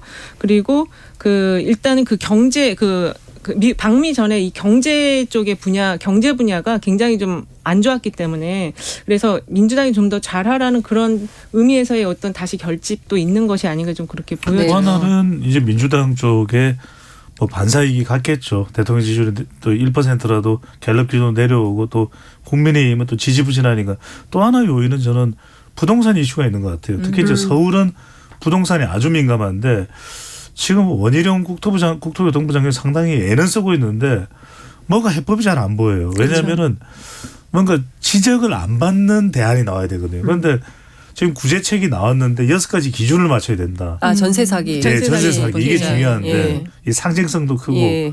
근데 방송에서도 빌라 사기꾼이고 전세 사기꾼이지 빌라왕, 전세왕 이 왕자 붙여주면 안 돼요. 그렇습니다. 그러니까 이게 그런 부분들까지 포함한 저는 부동산 이슈가 적지 않은 영향을 주고 있는 것입니다. 전세 사기 이슈 굉장히. 근데 저는 국민의힘도 그렇고 정부 여당이 지금 굉장히 그 심각한 상황인 것이 텃밭이라고 할 수 있는 TKPK 이 그렇습니다. 지역에서도 부정평가가 우세하다는 것이고 지난주 조사 봤더니 그 조건 CNI인가요? 거기 조사에서는 전 지역에서 민주당이 앞서는 조사가 나오는 것도 있어요. 그러니까 전반적으로 보면 자신들의 텃밭에서조차 좋은 평가, 좋은 점수를 못 받고 있다.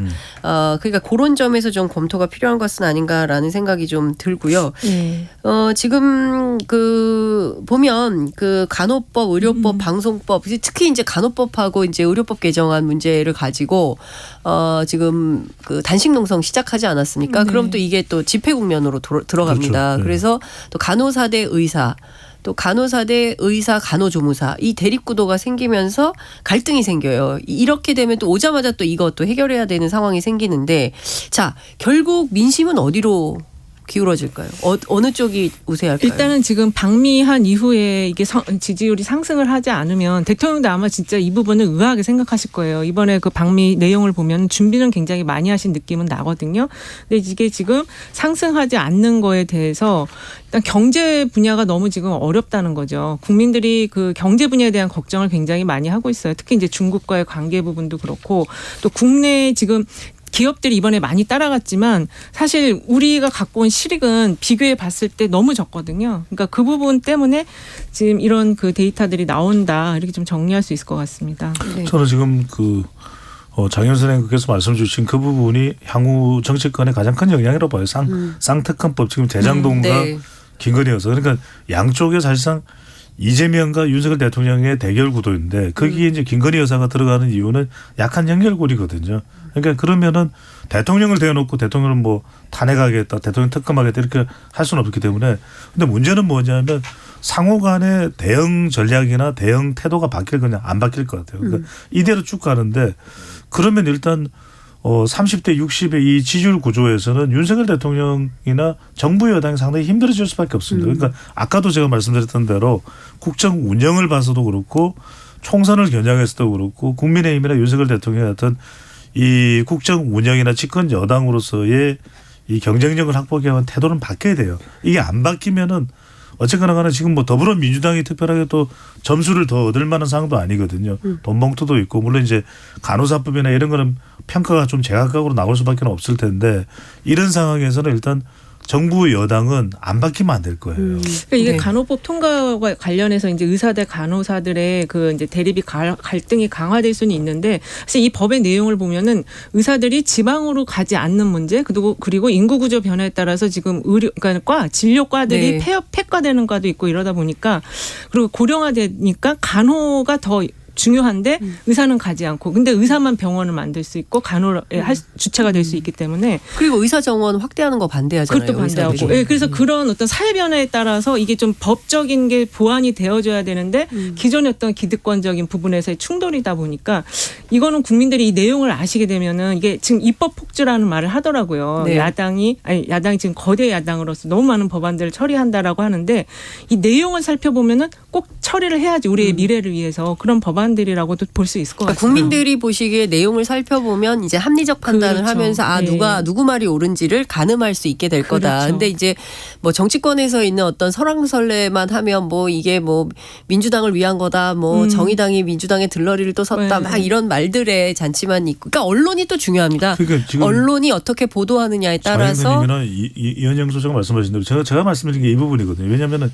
양국관리법도 그렇고 제발 좀 알려줘라. 알려주는데 그게 정치적 기준이 아니라 실제적 국민에게 적용되는 법의 기준에서 이야기하라. 그러니까 지금도 의사 관련된 이 법도 간호사법도 관련된 게 그럼 의사도 지금 소아청소년과는 거의 의사가 없어요. 그러니까 맞아요. 이런 부분까지 포함을 하는 뭔가 정리가 되는 건지 의사들의 기득권이 아니라 그렇다고 해서 의사들이라고 해서 우리가 뭐 적폐 세력으로 무조건 몰 일은 아닙니다. 또 간호사법과 관련해서는 간호사들의 근로 시간이 또 있지만 실제 의원 정도 수준의 의료기관에서 일하는 조무사들의 그런 권리는 어떻게 되느냐. 네. 그러니까 들여다봐야 될 내용들이 많은데 결국 완벽하게는 안 되고 7대 3이나 4대 6 정도로 절충이 되는 거거든요. 알겠습니다. 저는 그 점으로 들어갈 필요가 있다. 서울에서 살펴봐야 될 것 같아요. 서울에서 국민의힘이 7%포인트나 하락했다라는 네. 게 바로 좀 중요하게 지켜봐야 제가 될 것 그 같아요. 시간 얼마 안 남았지만 30초씩만 여쭤보고 싶은 사안이 있습니다. 김건희 여사 관련된 건데요.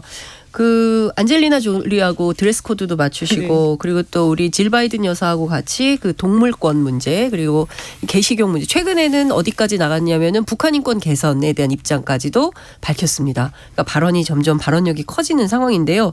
자, 이 어떻게 여론 정부 여당에 뭐 호의적으로 영향을 끼치겠습니까? 이제 필요한 영역도 있겠지만 근데 여사께서 무슨 공약을 하셔야 될 위치에 있는 건 아니거든요. 그리고 지금 김건희 특검법이 있는데 사실 이게 또 양날의 칼이에요. 플러스가 될 수도 있고 마이너스도 될 수 있기 때문에 근데 어쨌든 여사님이 애초에 지켰던 국민께 지켰던 약속 조용한 내조 이걸 좀 지키셔야 한다. 저는 그렇게 보고 있어요. 저렇게 필요한 행보는 해야 되겠죠. 하지만 지금 상황이 대통령 지지율이 낮다. 정치적 발언만큼은 안 하는 게 낫겠죠. 알겠습니다. 오늘 말씀 여기까지 듣겠습니다. 고맙습니다. 네, 감사합니다. 고맙습니다. 네, 지금까지 이은영 휴먼데이터 소장, 배종찬 인사이트K 연구소장과 함께했습니다. Splish splash, I was taking a bath. Long about a Saturday night. Yeah. 점심 먹고 유쾌한 시사 디저트 한 입. 최영일의 시사본부. Well, I stepped out the tub and put my feet on the floor. 네, KBS 스포츠국의 정현호 PD와 함께 한 주간의 스포츠 소식 정리해 보겠습니다. 어서 오십시오. 네, 안녕하십니까. 네. 자, 반가운 소식이 있어요. 손흥민 선수 프리미어리그 33라운드에서 맨체스터 유나이티드와의 경기에서 시즌 9호 골 넣었습니다. 굉장히 중요한 타이밍에 나온 이제 득점이었습니다. 네. 왜냐하면 2대 0으로 맨체스터 유나이티드에 끌려가고 있는 상황에서 후반 11분에 일단 포로 선수가 만회골을 넣었고 후반 34분에 손흥민 선수가 극적인 동점골을 넣으면서 귀중한 무승부를 기록을 했거든요. 네. 이제 또 이제 그 영혼의 파트너라고 할 수 있는 케인 선수의 크로스를 받아서 득점을 터뜨렸는데 이날 손흥민 선수의 활약을 보면은 팀 내에서 이제 케인과 함께 가장 높은 평가를 받은 편이거든요. 네. 그러면서 이제 드리블 성공률 100% 그리고 이제 지상 경합 승률 100%를 기록하면서 굉장히 높은 평점까지는 아니지만 사실 이번 시즌 손흥민 선수가 조금 부진한 모습이 있었는데 이번 경기만큼은 달랐다라는 평가를 받으면서 마지막에 유종의 의미를 거둘 수 있는 발판을 마련했다고 볼 수 있겠습니다. 네, 손흥민 선수가 7시즌 연속 2자릿수 골을 눈앞에 두고 있게 됐다. 그렇죠. 이번에 시즌 9호 골을 득점했기 때문인데 최근에 홈에서만 4경기 연속 득점이에요. 이렇게 되면서 이제 한 골을 더 추가하게 되면은 7시즌 연속 2자릿수 득점을 기록할 수 있게 됩니다. 네. 자, 그런데 토트넘 구단 분위기가 살짝 어수선하다고 하는데요. 콘테 감독 이후에 스텔리니 코치가 감독 대행으로 팀을 이끌었는데 지난 주말 뉴캐슬과의 경기에서 1대6으로 참패를 한 다음에 스텔리니 코치마저도 경질이 됐고 그리고 메이슨 코치가 감독 대행의 대행을 맡고 있다. 그렇죠. 대행의 대행. 이거 참 조직적으로 초유의 많이 일이죠. 어렵습니다. 네, 사실 이렇게 감독 대행을 맡은 사람을 경질하는 경우는 굉장히 이례적이거든요. 왜 이러는 겁니까? 사실 이게 우리나라에도 있었습니다. 그 흥국생명이 프로배구에서 이제 감독 대행을 맡았다 사퇴한 경우는. 맞아요. 그런데 이건 사퇴거든요. 근데 이거 스텔리니 감독 같은 경우는 경질이기 때문에 굉장히 어수선하다는 걸 단편적으로 보여주는 측면이 있고. 거의 너 나가 이 수준. 그렇죠. 지금 임시로 맡아줬지만 그럼에도 불구하고 나가. 굉장히 개인 입장에서 불쾌할 수 있죠. 그렇습니다. 이래 왜 그랬냐면은 이 32라운드 경기에서 뉴캐슬에게 6대1로 완패를 했는데 그냥 경기가 아니라 18분 만에 5골을 허용한 겁니다. 세상에. 축구에서 이렇게 18분 만에 5골을 허용하는 게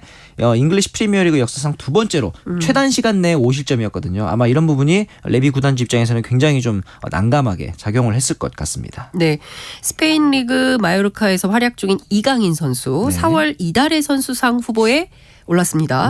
아시아 선수 최초로 수상할 수 있을지 관심이 모이는데 어떻게 될까요? 사실 수상도 하면은 당연히 처음이겠지만 후보 선정 자체도 이번이 처음이거든요. 오, 아시아 선수. 그렇죠. 이 후보들을 보면은 앙투안 그리즈만, 이냐키 윌리엄스, 마르코 아센시오, 유사프 노시아리 이런 선수들 굉장히 세계적으로 이름 있는 선수들과 어깨를 나란히 했다는 점 굉장히 의미가 있다고 볼 수 있고 네.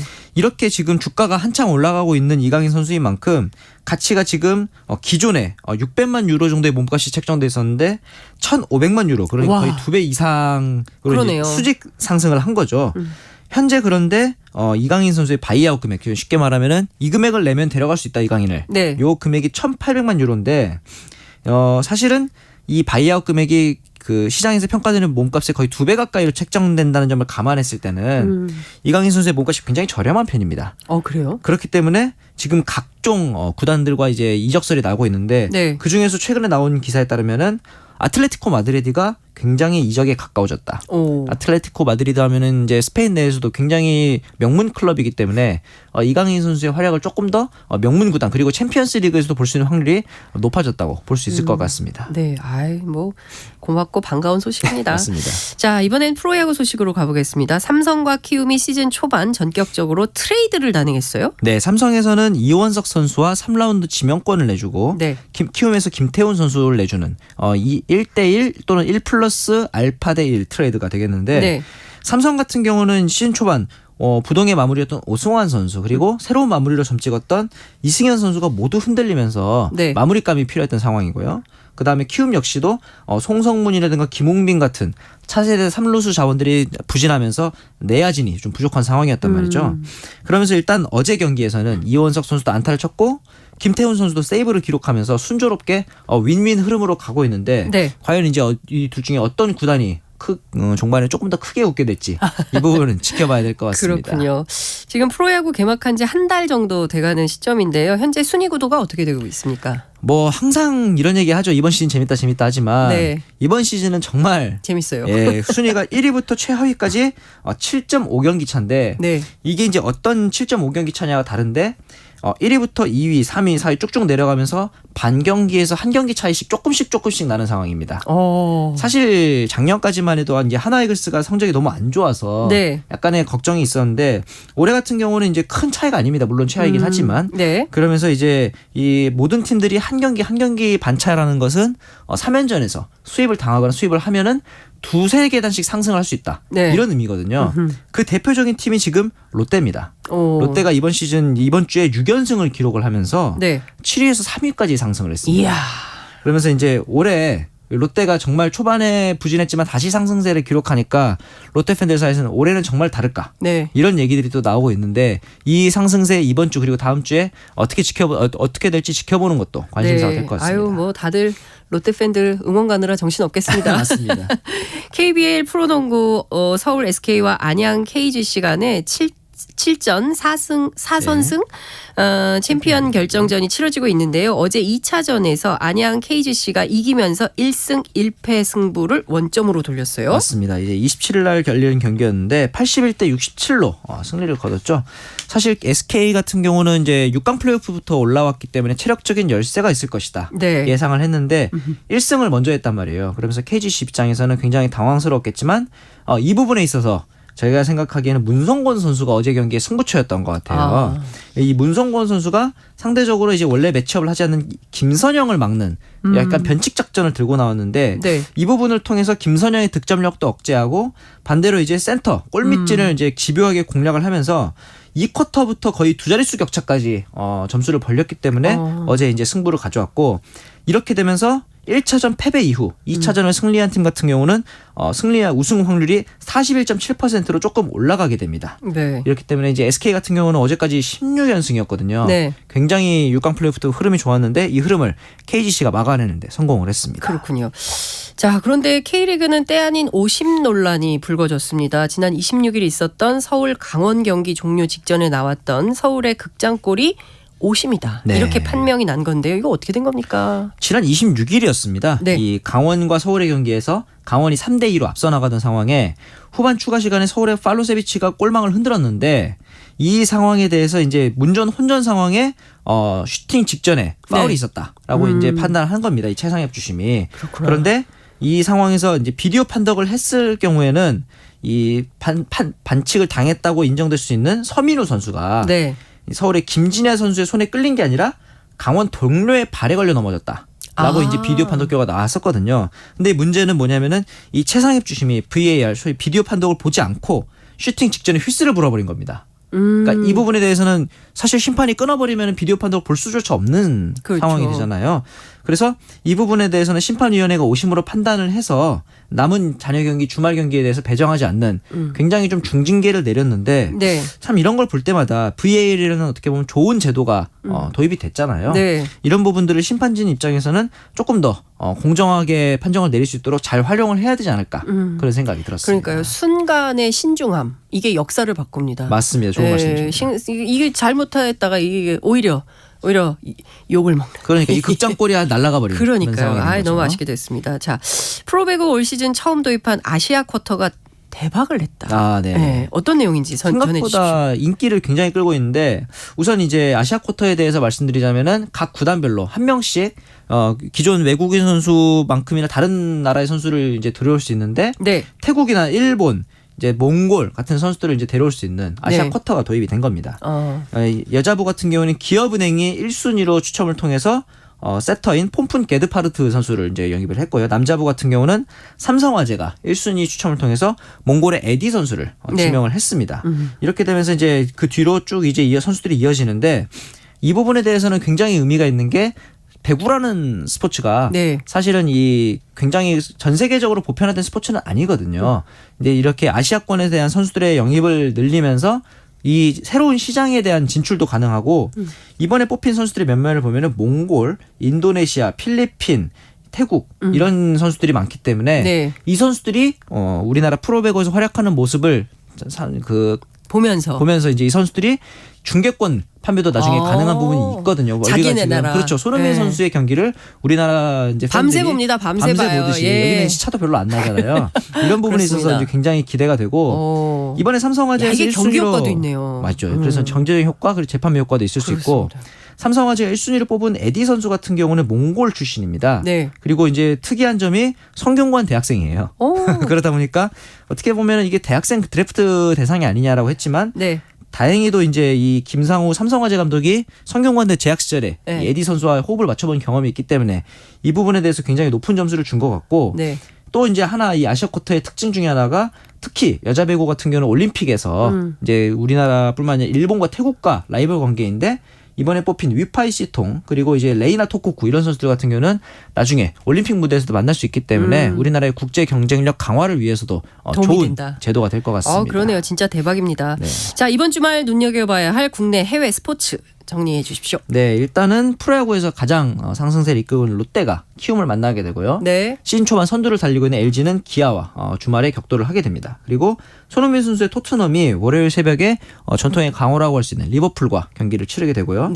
이강인 선수의 마요르카 같은 경우는 화요일 새벽에 빌바오와의 경기가 있습니다. 아틀레틱 빌바오와 경기가 있고 그다음에 이제 프로농구로 넘어가 보면은 1승 1패로 균형을 맞춘 KGC와 SK가 챔피언 결정전 3차전을 잠실에서 치르게 되겠습니다. 네. 뭐 꼼꼼하고 깔끔하게 싹 정리해 주셔서 주말도 행복할 것 같습니다. 재밌게 보시면 좋겠습니다. 네, 오늘 말씀 잘 들었습니다. 고맙습니다. 네, 감사합니다. 네, 지금까지 정현호 스포츠 PD와 함께 말씀 나눴습니다. 최영일의 시사본부 오늘 준비한 순서는 여기까지입니다. 오늘이 제가 시사본부를 진행하는 마지막 날입니다. 다음 주부터는 고정 코너 주간 이슈로 찾아뵙겠는데요. 진행자인 최영일 시사평론가의 소식 기다리는 분들 너무 많이 계십니다. 건강 문제 해결하고 어찌됐든 하루빨리 돌아올 수 있도록 회복에 전념을 하고 있지만 앞으로도 약 한 달 정도의 시간이 더 필요하다고 합니다. 다른 임시 진행자들이 그 시간 청취자 여러분께 정성껏 채워드릴 것이니까요. 양해 부탁드리고 그리고 또 우리 최영일 평론가에게 따뜻한 응원의 마음도 보내주시고 기다려주시면 좋을 것 같습니다. 저는 4월 한 달간 최영일의 시사본부 진행을 맡은 장윤선이었습니다. 그동안 너무 감사했고요. 함께해 주셔서 정말 소중한 시간 저도 마음에 잘 간직하겠습니다. 시사본부는 다음 주 월요일 12시 20분 다시 찾아오겠습니다. 고맙습니다.